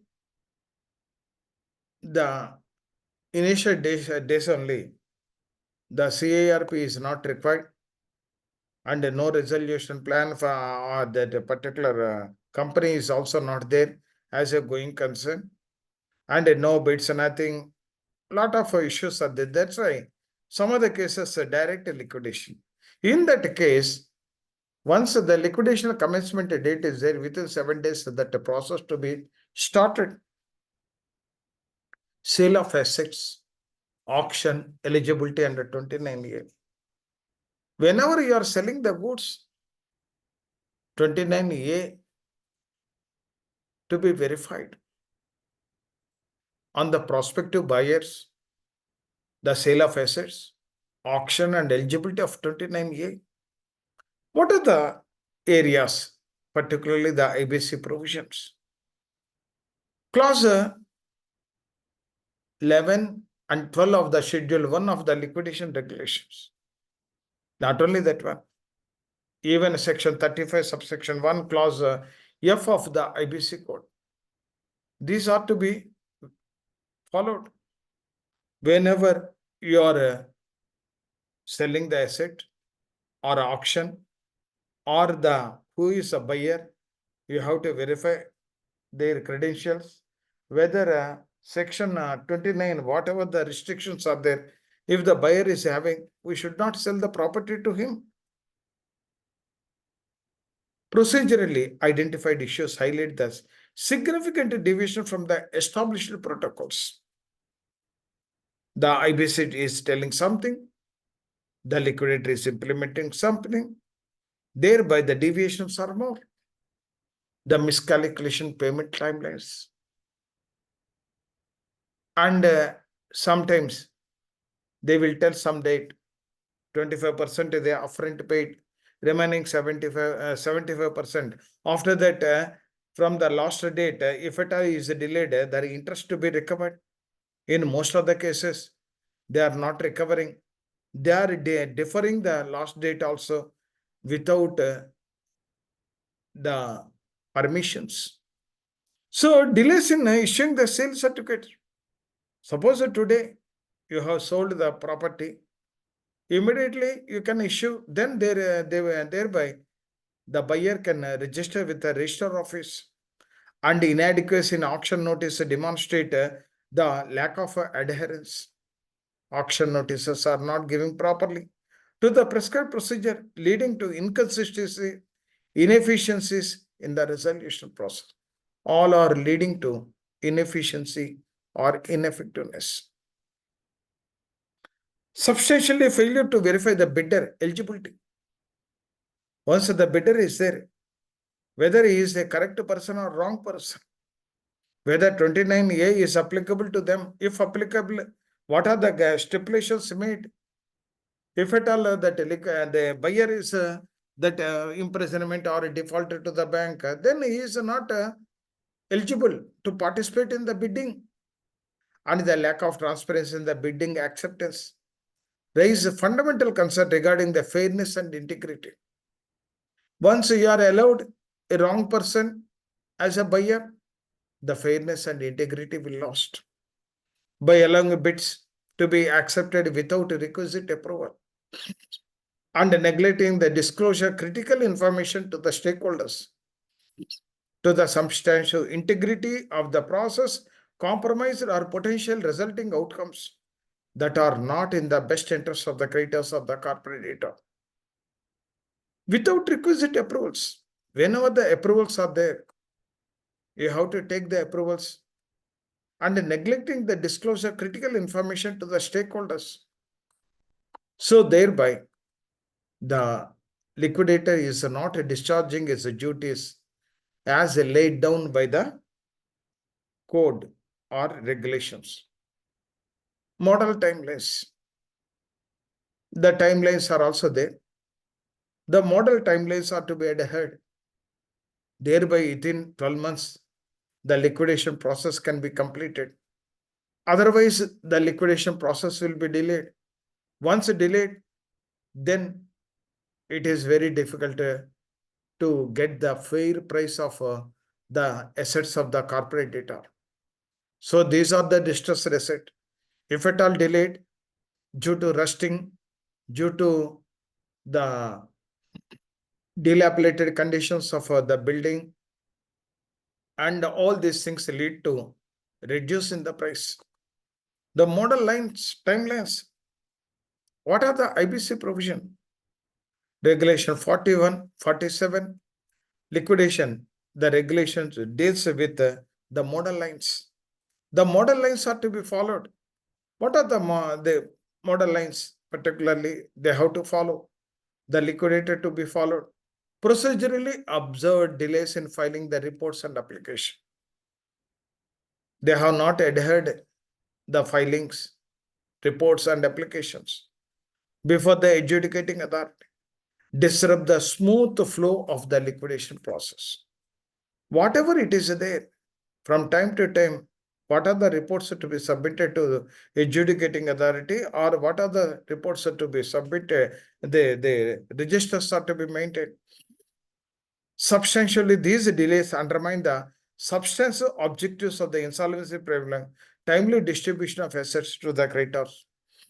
Additionally, systemic important delays in meeting the model timelines exacerbates challenges in facing liquidation proceedings, eroding the trust and effectiveness of the process. Once the liquidation is delayed, the creditors are anxiety because they have to receive some share in the through the sale process of the asset. If it all delayed, then the trust by the creditors on the liquidator will decrease. Time is the essence of IBC. IP to ensure timelines prescribed in the code and regulation for smooth process. For smooth process, the timelines are very much required.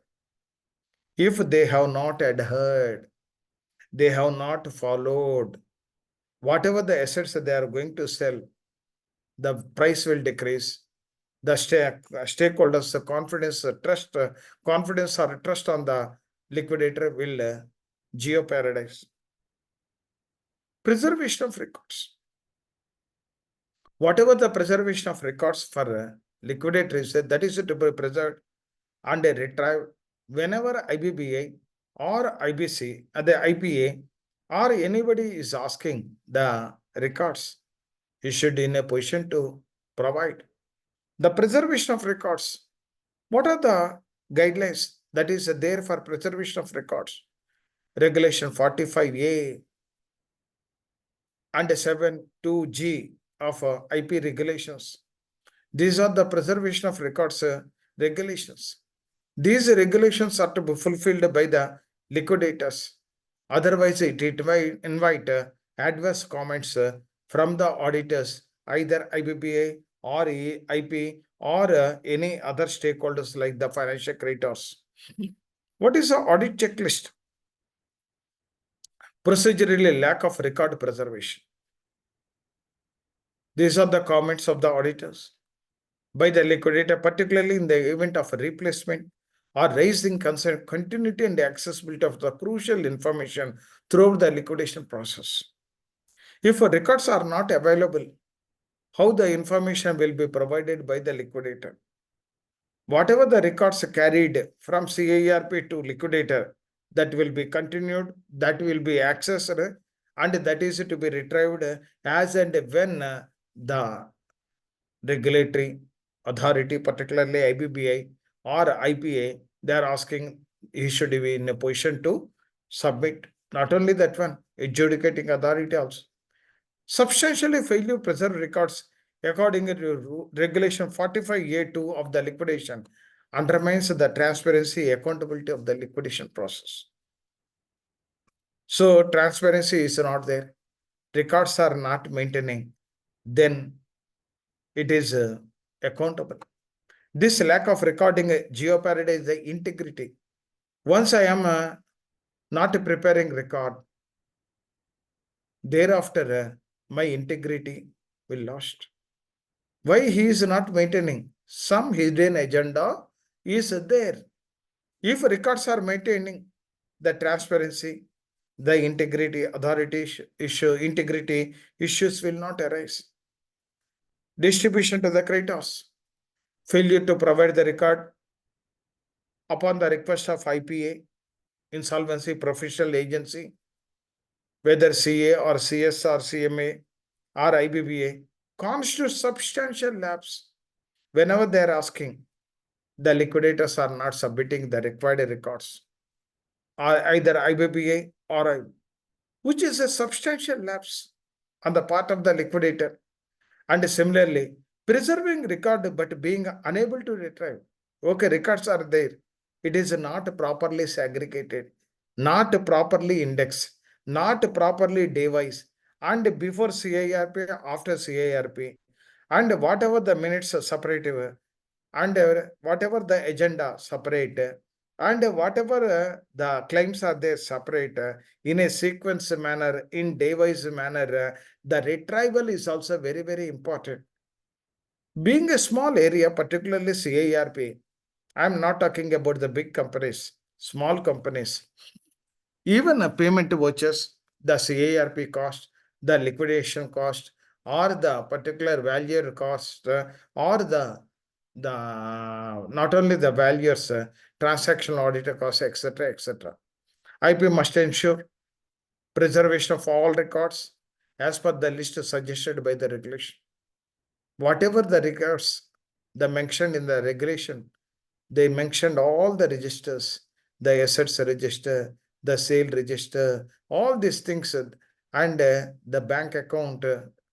Whenever they are opening the bank account for the liquidation purpose, the transactions are to be accounted. The bank account and the cash book maintained by the IP should be synchronized. No question of the difference. Liquidation of asset. How many assets are there to that particular corporate data? All are to be verified. But whenever they are not getting any information, they are not included that asset. And thereby, the total process will be a problem.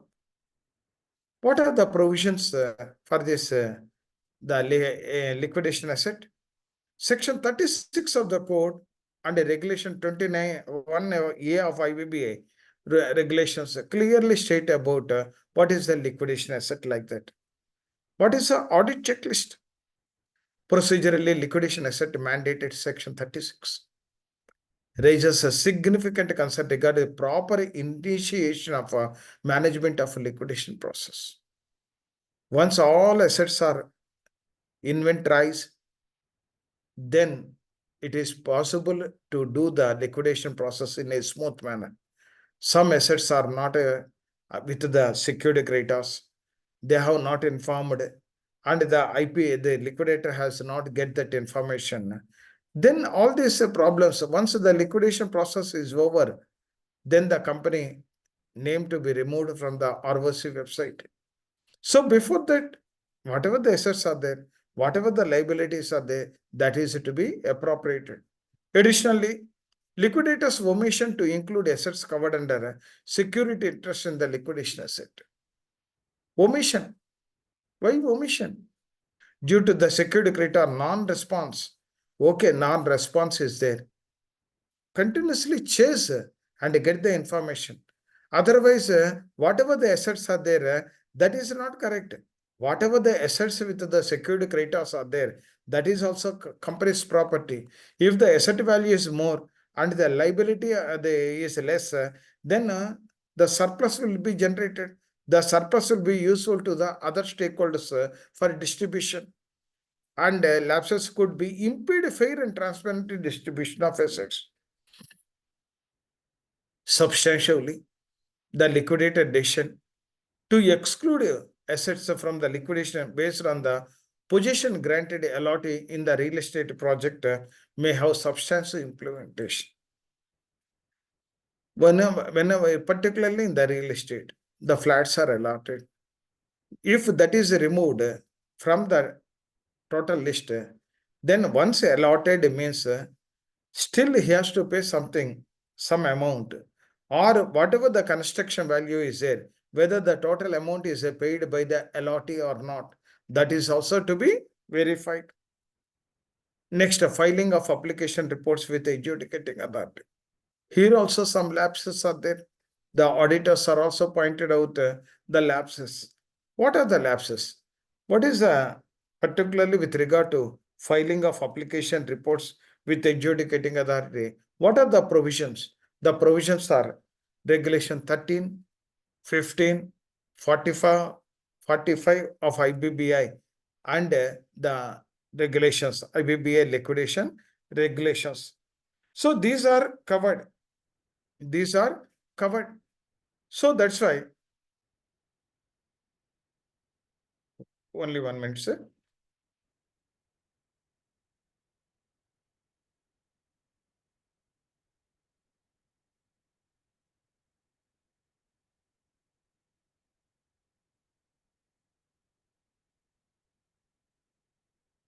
Regulation 13, 15, 45 and 44 and 45 that are there. That is to be covered. And what is the audit checklist in this regard? Procedurally, liquidator did not adhere the statutory requirements, such as filing of application to the adjudicating authority. Explain delays. Why delay? What is the reason? And beyond the timeline 1 year, submitting the progress report to the adjudicating authority or IBBA within the stipulated time raises concern regarding the procedural compliance, transparency of the liquidation process. So whatever the statute requirements are there, reports are there, either to IBBA or IPA or the stakeholders steering committee, that is to be submitted. And moreover, delays in filing list of stakeholders before the adjudicating authority. So many delays are observing. But here, if this trend is continuing and the success of the IBC is a question mark, because some of the people they are doing, some of the people are perfectly doing, and further compounding these procedural shortcomings, potential leading to disruption and inefficiencies, absence of compliance certificates, along with the final report and complete details in progress reports, undermine the substantive integrity and accountability in the process. So once these delays or non-adherence of the regulations leads to question mark on integrity, and it may lead to accountability of the particular liquidator. The progress report may be filed by way of any other document application as per the particular standard practice concerned adjudicating authority within timelines provided by the regulations, and in case required by the adjudicating by way of an application. Whatever the documents, whatever the information to be provided within the timelines.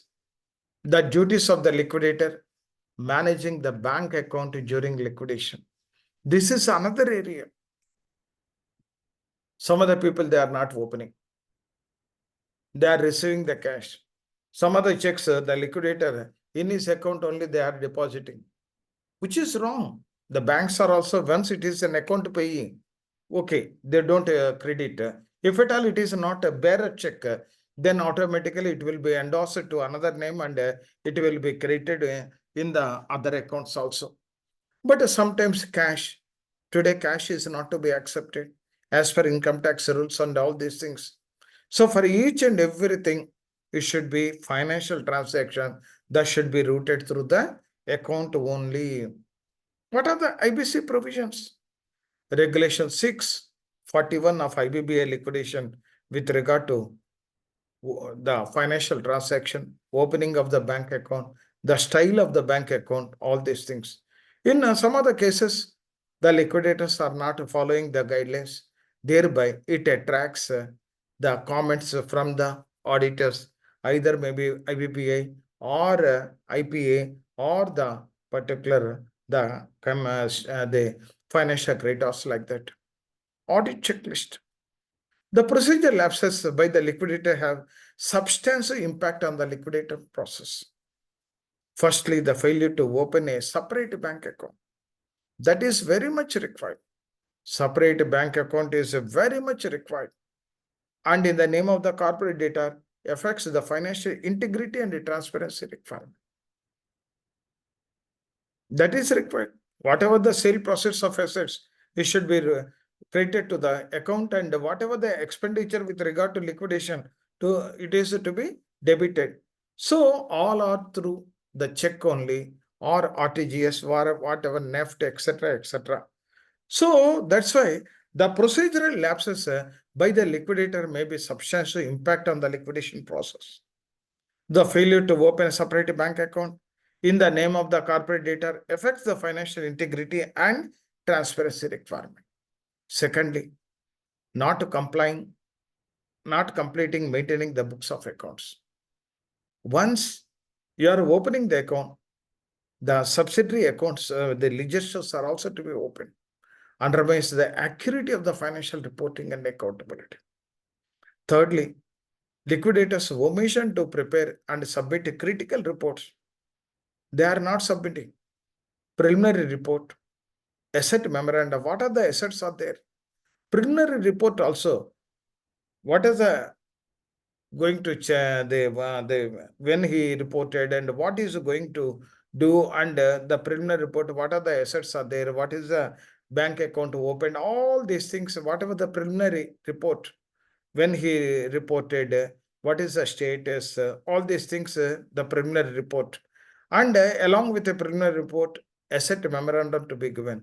During the, after reporting as a liquidator, whatever the assets are there, that is the progress report from time to time, the sale report from time to time, the minutes of the stakeholders report from time to time, and the final report comprising of thoroughness compliance of the liquidation process. That is also required.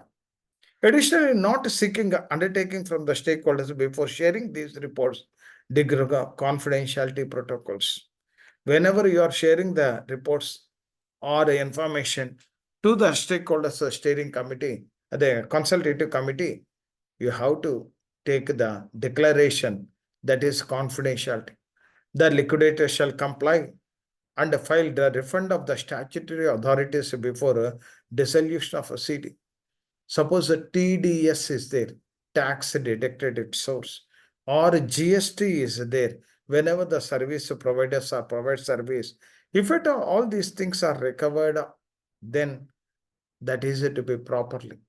Whenever the employees are there, whatever the gratuity, whatever the provident fund, whatever the ESI, all these statutory deductions made by the liquidator, that is to be properly credited to the appropriate government head accounts.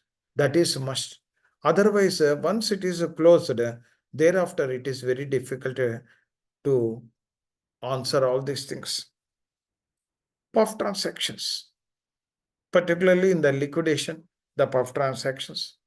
What are the IBC provisions with liquidation with regard to PUF? The regulation 31A, the liquidation regulation 2016, and 43 to 51 section and section 66 of the code deals with the PUF transaction with regard to the liquidation also. What is the audit checklist in this regard? The liquidator may seek stakeholders consultative committee to decide the manner which proceedings in respect of preferential transaction, undervalued, extortionate, fraudulent, wrongful, and shall be pursued after the closure of the liquidation proceedings and the manner which the proceeds from these distributed.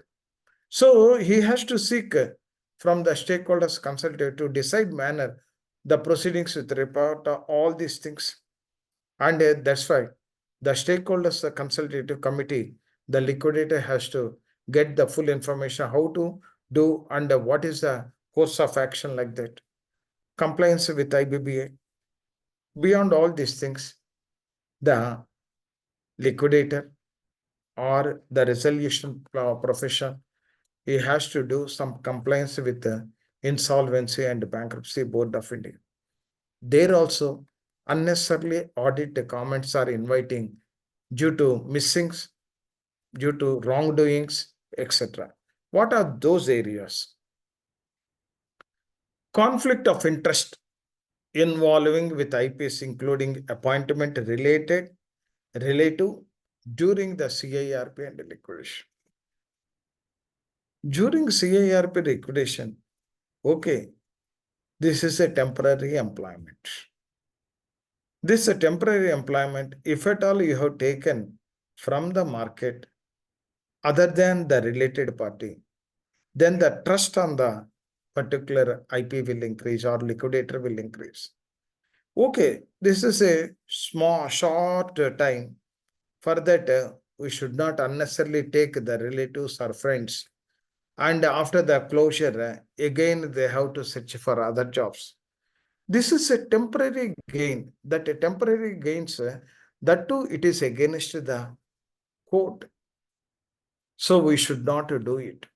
But some other people, particularly, they are appointing the relative or friends or related party, which is against the regulations of the code. What are the provisions? Clause 3, 3A and 22 to 24, Schedule 1 of IBBA IP regulations deals with this. You should not do that one.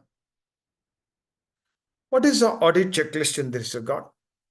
Procedurally, engagement of professional by insolvency professional during CIRP or liquidation without issuing appointment orders.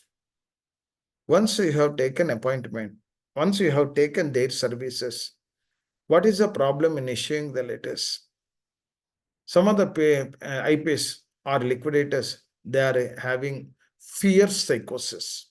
Once I have given appointment order, whether it will anything happen against me, if at all they have proceed to court, they may punish. All these things are there. Once that regulation is there, what is the problem in issuing the appointment order? Providing remuneration. Specify the remuneration. Some of the people simply they are paying, and whether it is correct or not, without appointment order, without mentioning the period, without mentioning the remuneration, then others may think that the funds may be misappropriated by insolvency professional or liquidator. Once it is authorized, what is the problem in issuing the appointment order or whatever the designation, whatever the service period? If you mention all these things, no problem. Transparency and potential conflict of interest. Additionally, absence of individual engagement letters for registered valuers. Okay, you are taking the services of registered value. What is the issue in giving the letter and coupled with a lump sum fees for fees mentioned and underscore the procedural irregular potentials of conference? Individual engagement for registered value coupled with a lump sum fees payment. And further underscore the procedural irregular potential conflicts outlined in the Schedule 1 of IP regulation. Substantial issues related appointment of professionals collectively indicated copyright. Some of the professionals, whenever they are giving valuation report, this is the copyright ownership of by the insolvency professional and the memorandum suggests a substantial conflict. So here copyright ownership, all these things are that is not correct. And substantial issues related to appointment of professional collectively and indication of copyright ownership. That type of wordings should not be. IP professionals must ensure impartiality, disclose conflict of interest promptly and maintain confidentiality. And conflict of interest, whatever disclose, no problem. If at all you disclose, nothing will happen. If at all not disclosed and in a closed manner, if at all we are doing, later on it may create some problem. IP should maintain contemporaneous records for all decisions. Whatever the decision, whether sale or purchase or appointment or termination or the cost, whatever it is there, or claims acceptance, all are to be recorded. Recorded means not to file. Whatever your observations, write it and file it. The reason for taking decision and the information evidence in support of the decisions. Whenever you are taking any decision, the support evidence is also to be enclosed. Later on, during audit, during IBBA audit or IPA audit or the financial creditor audit, all these things are useful. An insolvency professional shall not provide any service or in connection with his assignment, which is being undertaken by any of the relatives or related parties. The insolvency professional must not conduct a business which open that both inconsistent reputation of the profession.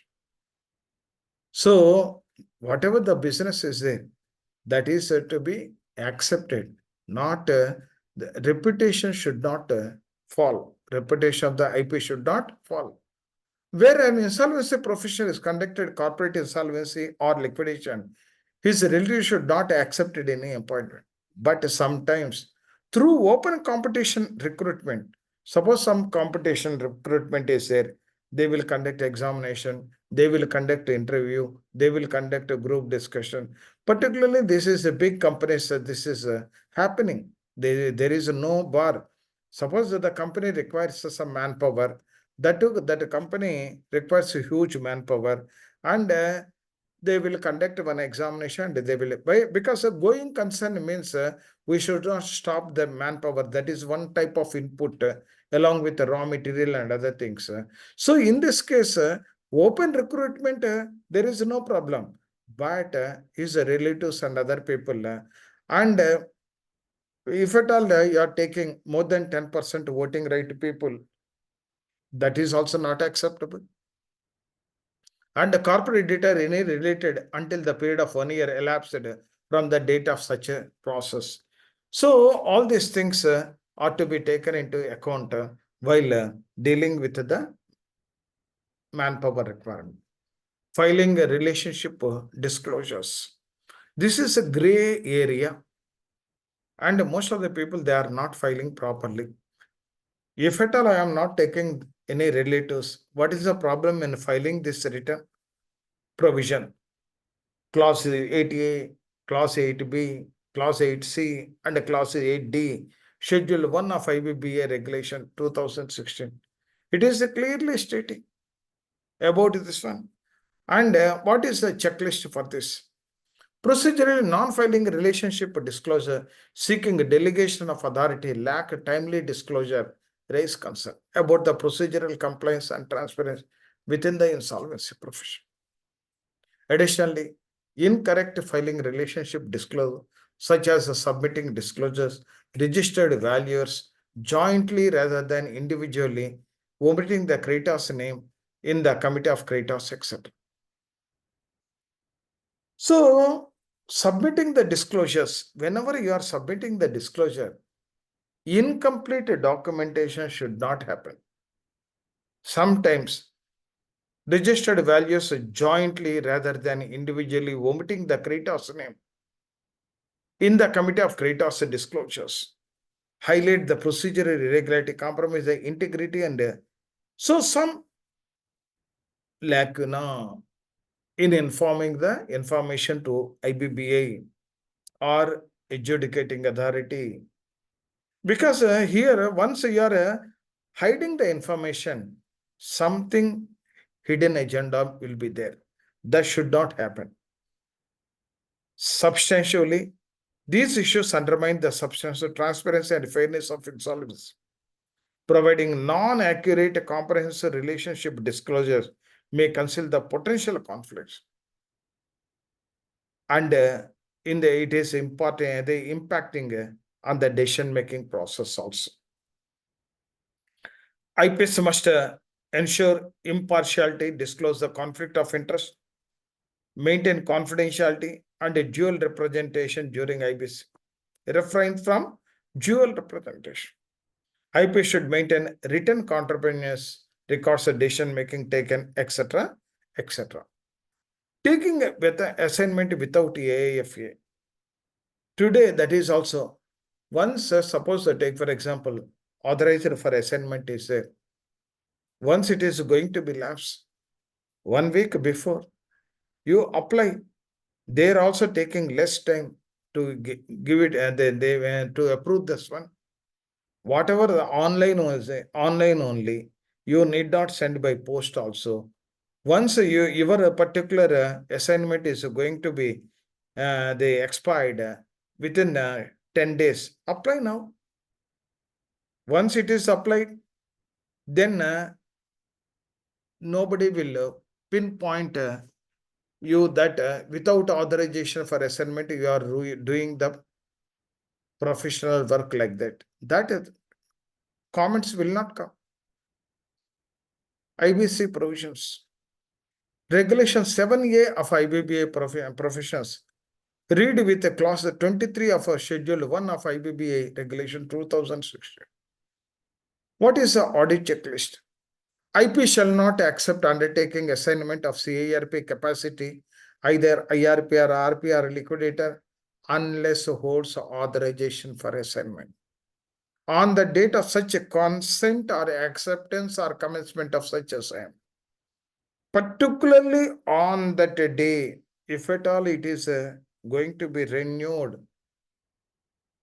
you should not accept. Even though records are good, no bad remarks, you have completed the continuous education program hours, and you have paid the membership fees. But on the date of acceptance of either IRP or RP or liquidator, once the AFA is not there, you have to wait. Once it is not accepted, sometimes they may not accept also. So for safe side, you ask them to wait for one more day. Or in the meantime, contact that insolvency professional agency. Further, IP shall mention the validity of AFA in all communication. Whatever your number is there, mention the AFA number. It is not a problem. It is not a problem. What is the problem in mentioning that number? In all correspondence, IP shall ensure surrender of AFA before accepting any employment. Once you don't want to be in the profession, you want to do some employment, surrender that one. No problem. And fees. The fees also complains problems are there, issues are there. Auditors, unnecessarily auditors, you are inviting the auditors' comments. The fees. What is the IBC provision with regard to fees? Clause 25, 25A, 25B, 25C, 26A of Schedule 1 of IBBA IP regulations deals with the fees. What is the audit checklist? What they are commenting or what they are suggesting and what are their observations with regard to this? Procedurally, absence of quotation sought for the appointment of professions raises concern regarding the transference of fees. Once any profession engage, you have to take the invoice with the GST number, with the PAN number, and blank check, along with a blank check for crediting the fees to the respective account. Then you need not invite the unnecessary criticism from the auditors. And further, in the instances, both insolvency professional and IPE were appointed during the corporate, significant disparity between the without written contemporaneous records undermine the ability to assess the reasonable charges. Some cases, IPA services are not required, but by default, they are taking. Sometimes the IP fees is low, IPA fees is more. For what purpose? Here, the preamble says, or the rules or regulations clearly states the CIRP cost to be minimized. Maximize the whatever the funds that are to be provided to the stakeholders. Once the CIRP cost is more, that too it is a defunct company, that too it is a sick company, that too you are going to hand over the company to others, exorbitant prices, that too without doing any work, simply it is like a fixed cost. Even one judgment is there, that is Calcutta NCLT. That is no work, no pay. Today, some of the IPs, they are most conscious, cost conscious. If the staff is not required and sitting idle during the CIRP process, and it is a burden or white elephant for the company, they will remove. I am the eyewitness. In one real estate company, the company engaged 5 cars.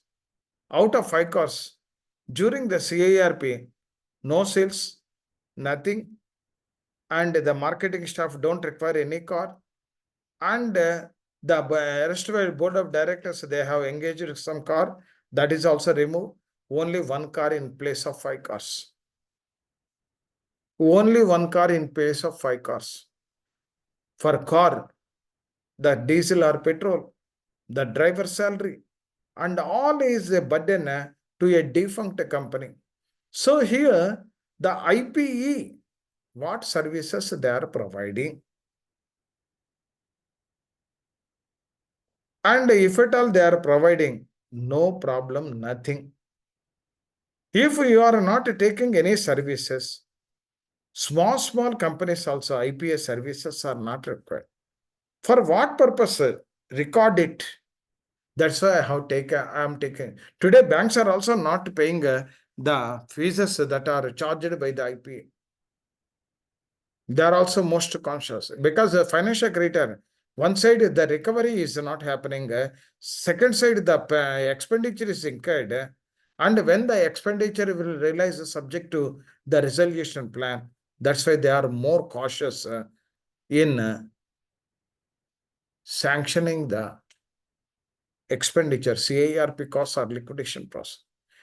And a corporate resolution, significant disparity in fees between with them without written contemporaneous records undermines the ability to assess the reasonableness of the charges. Additionally, joint charging fees, both IP and IPA. This is another version. Whatever both IPA, how much you are going to pay IP, how much you are IPA, there is no segregation. Further complicates the fees assessment and transparency. That is also a big problem. Substantially, lack of invoice raise in the name of appointed profession and exacerbates the challenges in verifying the appropriateness of fees and services. Invoice is compulsory. GST number is compulsory. The PAN number is compulsory. The account particulars are compulsory. Later on, if at all auditors are auditing that particular case, whether the case, whatever the expenditure CIRP is correct or not, then if all are not there, the integrity is a question mark. The integrity is a question mark. Written contemporaneous records and the preservation of records. There, whether it is a liquidation or CIRP, the records are also properly not handling. Clause 16 of Schedule 1 of IBBA IP regulation 2016 clearly states about this one. Audit checklist. Procedurally, non-maintenance written contemporaneous records such as engagement letters, quotations, reports received, communication mails undermines the transparency. Today, whatever the emails are there, save it in PDF file. Whatever the correspondence, and the files are to be created in information technology, and all files are to be segregated. Whatever the letters are there, whatever the statements are there, whatever the claims are received online, whatever the correspondence with the adjudicating authority like NCLT, if at all you are sending any mails, all files are to be properly segregated. If it is not segregated, it is very difficult to retrieve. It is very difficult to retrieve. Undermines the transparency and accountability of the insolvency process. Without these records and evidences, it becomes challenging to assess the rationale behind the decision taken by the IFA. Once the correspondence is there, then whatever the decision taken by the IP, we will assess whether it is correct or not. If there is no correspondence, and whatever the decision taken by the IP, and without any supporting evidence, then it will create a problem. Non-filing, incomplete filing of CIRP form. All fields are to be properly filled. If at all the fields are not relevant, not applicable, or dash, and gaps are there because the auditors pointed out whatever the CIRP forms are there, all CIRP forms, if at all it is not, because we are educated that we are a professional, and if a blank forms are submitted, then the adjudicating authority or the regulator, they may think in a different manner. To avoid unnecessary criticism from the regulatory authority or from the adjudicating authority, we have to prepare the forms properly. If at all it is not applicable, not applicable. Some of the forms, the signature is there, no number, no name. In that case, that signature pertains to whom? That is also a question mark. What are the IBC provisions in this regard? Regulation 40A and 40B of IBBA CIRP, it deals with the particular, the forms to be filed to adjudicating authority, the regulator, or to others. What is the audit checklist? The audit checklist is procedural shortcomes identified in the filing of various CIRP or liquidation process forms. Highlight the significant challenges within the insolvency.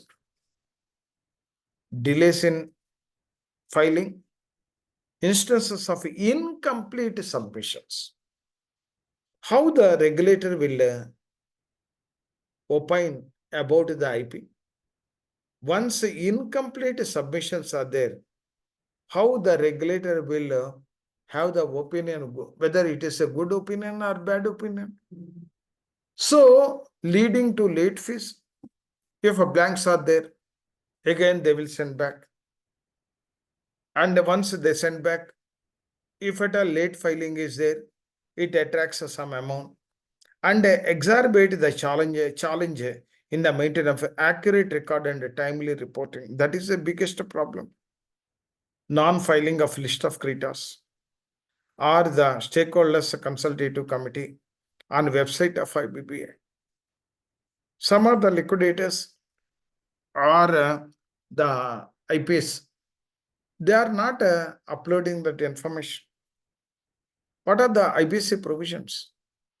Regulation 35, 31.5D, liquidation regulations, and 13.2 CA of IBBA CIRP regulation deals with this. What are the audit checklist? Procedurally non-filing and update these lists hindrance the stakeholders' ability to engage effectively in the process and potentially impeding the efficiency and fairness. So once I am providing the information about the claimants, prepare name of the claimant, how much claim, how much accepted, how much rejected, whether it is a secured or unsecured. If at all in the remarks, the purpose or the whether it is an operational creditor or financial creditor or the class of creditor. The designing of the form is also very easy. But here, if at all inadequate information is there, lot of blanks are there. To avoid that one, at the time of the receiving the claims, whether it is as per our standard format or not, and if at all columns are filled, then you can where they admit. Otherwise, return through the claimant, he will fill up the particular blanks and send it to you. Non-filing, wrong filing, cost disclosures. Whatever the CIRP or liquidation, whatever the costs are there, the costs are also to be disclosed properly. It is not to be hide. If at all hide, then it is a dangerous. What are the IBC provisions in this regard? Regulation 40B, clause 25A of IBBA regulation, CIRP, etc. What is the audit checklist? Procedurally, non-compliance with the procedural protocols undermines the transparency, legitimacy of the resolution process. That is correct for all points. That is the first point. Substantial discrepancy cost disclosure across different documents. Incurred cost is different, but the sanctioned cost is different. During the CIRP or liquidation, the discrepancy erode confidence, the reliability and accuracy of the financial. Once these are different, how the financial statements are correct, under what basis we have to accept. Two statutory complaints made by AP. If the company is a listing company, and if the company is having assets, the insurance policies are to be insured. The insurance of the assets are to be insured. And if at all listing company, the SEBI regulations that is to be followed. If at all any compliances are there with regard to pollution, if it is a going concern or pollution certificates, or if at all any copyrights or a trade IP or intellectual property rights, all are to be completed. To statutory complaints to be made by IP. No, that is not under my purview. That type of questions should not arise. In a pharma company, lot of renewals should happen. That is to be completed. What are the IBC provisions in this regard? Circular, if you go through circular 8/2020 of the issued by Ministry of Corporate Affairs and a GST circular March 2020, relevant amendments in the Income Tax Act, etc., etc. What are the audit checklist? IRP or RP or liquidator shall responsible for filing e-forms, that is to MCA portal, that you are the capacity of the chief executive officer.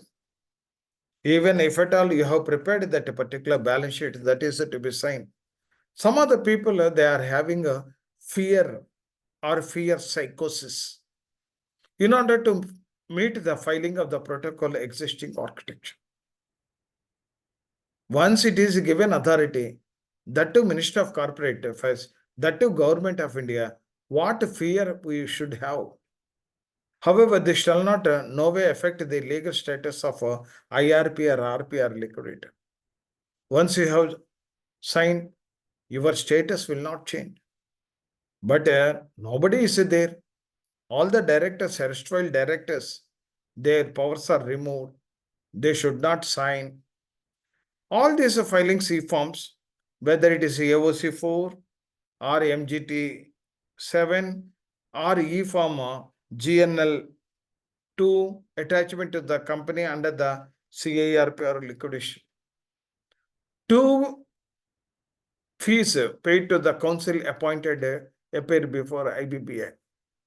Sometimes you are appointing the council, particularly advocates, for appear before the IBBA. The charges. Suppose if at all you are doing wrong thing, that costs are to be borne by you only. If at all you are appointed counsel, particularly for the wrongdoings, and you have filed with the adjudicating authority, and on behalf of you, if at all they are presenting the case, the fees to be borne by you only, not the CIRP cost.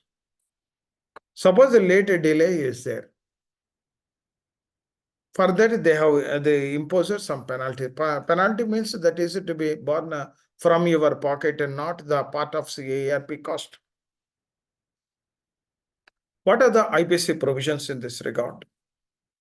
What are the IBC provisions in this regard? If you see the circular number so-and-so, that is IBBA IP 013 dated 20th June 2018, Regulation 27B, the Code of Conduct. These are applicable. And the audit checklist. It necessitates careful evaluation. to ensure the alignment of the overreaching objectives of the insolvency and maintain transparency and efficiency. That is your prime responsibility. An insolvency professional shall not, that is include any amount towards the loss, including penalty. You should not include whatever your mistakes are there. Suppose you have not renewed the insurance policy, example, or you have not renewed the pollution control board of the company. Once you have occupied the position of a CEO, you have to ask the different functionaries, whether it is a finance or a HR or the whatever the production, etc. What is to be what areas that is pending? Immediately, what areas to be completed? If at all you are asked that particularly company secretary, he will tell, sir, the listing agreement to be completed. Completed. Amount paid. The whatever the listing agreement fees is there paid. If at all you listen and delayed, and later on any penalties are imposed, then that penalty is to be recovered from the IPs only, not the CIRP process. So an insolvency provision shall not include any amount towards any loss, including penalty, if any, in the insolvency resolution process or liquidation cost incurred on account of non-compliances. Non-compliances. Even in one case, the insurance policies are not renewed. Thereby fire accident was happened. Then he is accountable. IP is accountable. Why have not paid? Once the funds are there, stocks are not insured, the expiry date earlier policy, immediately before 1 or 2 days, you occupied the seat. Even after 1 month also, the policy is in force.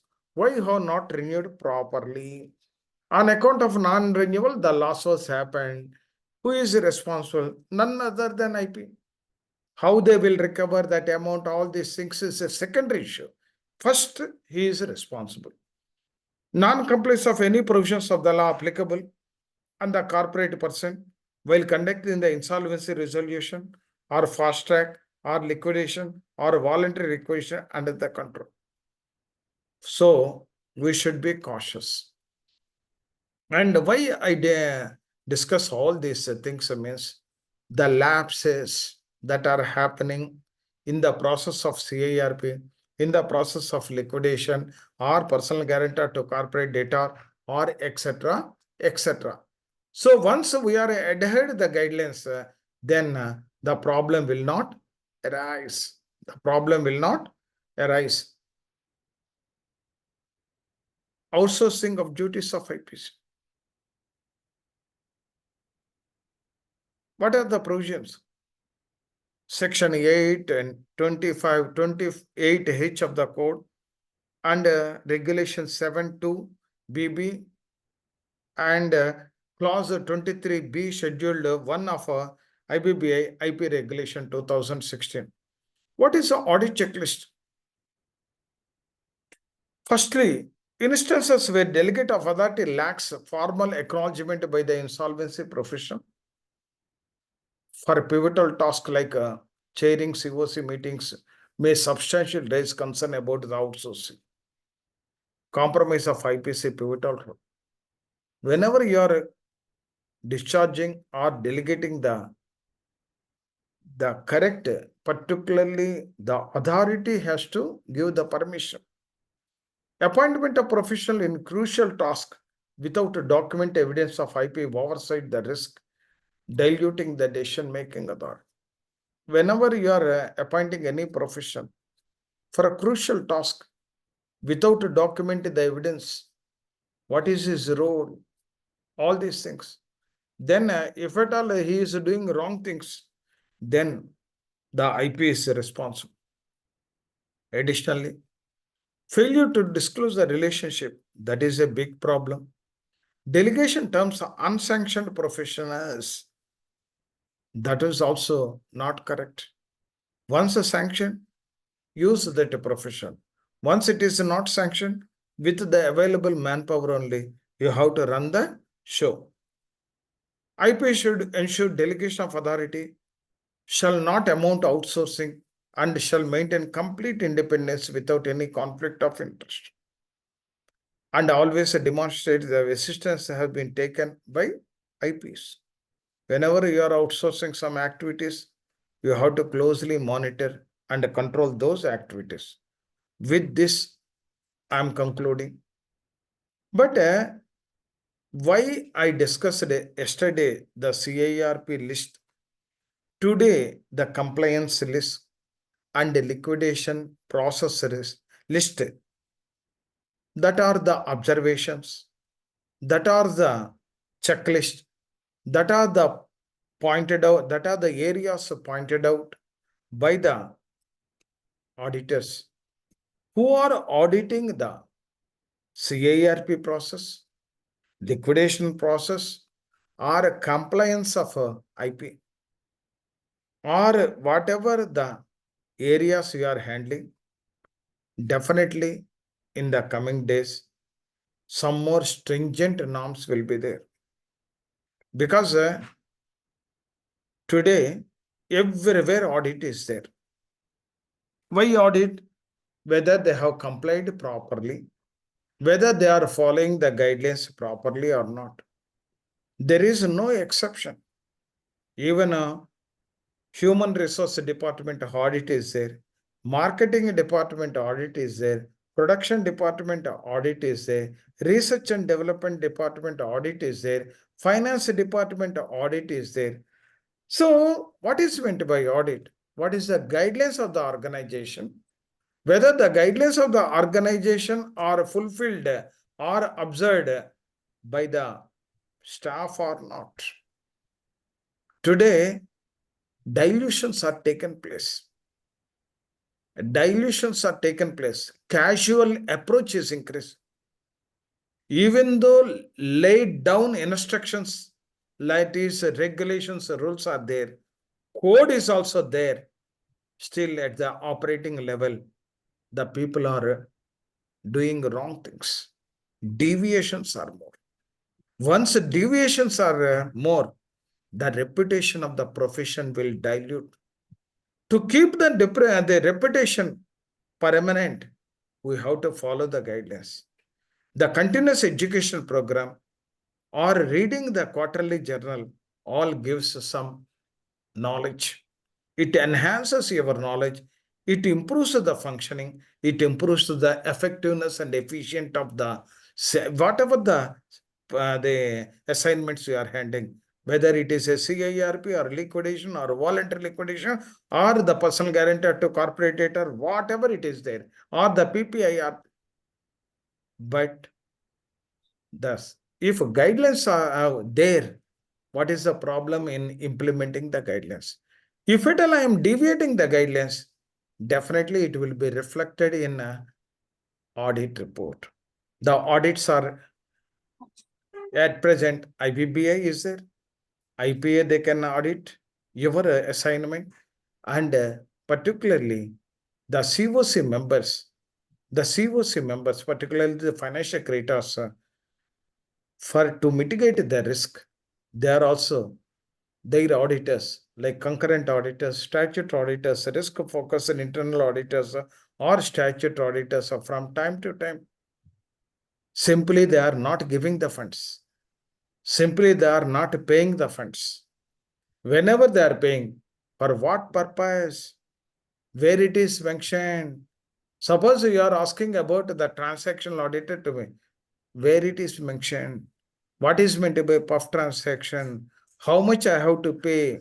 All these things are to be verified, audited. That is the spirit of this today's class.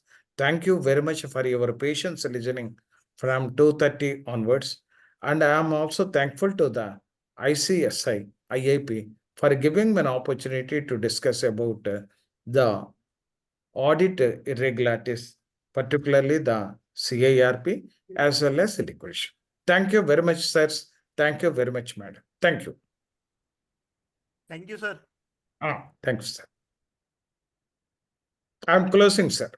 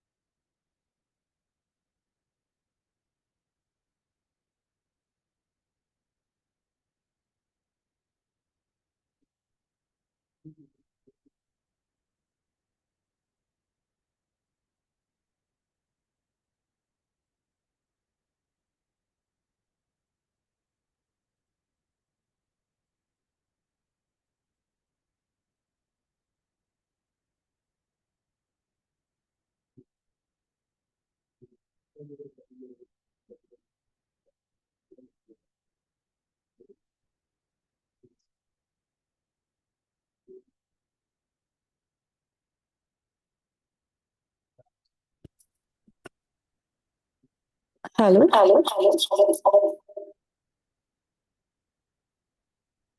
Hello, madam. Can you share the PPT, madam?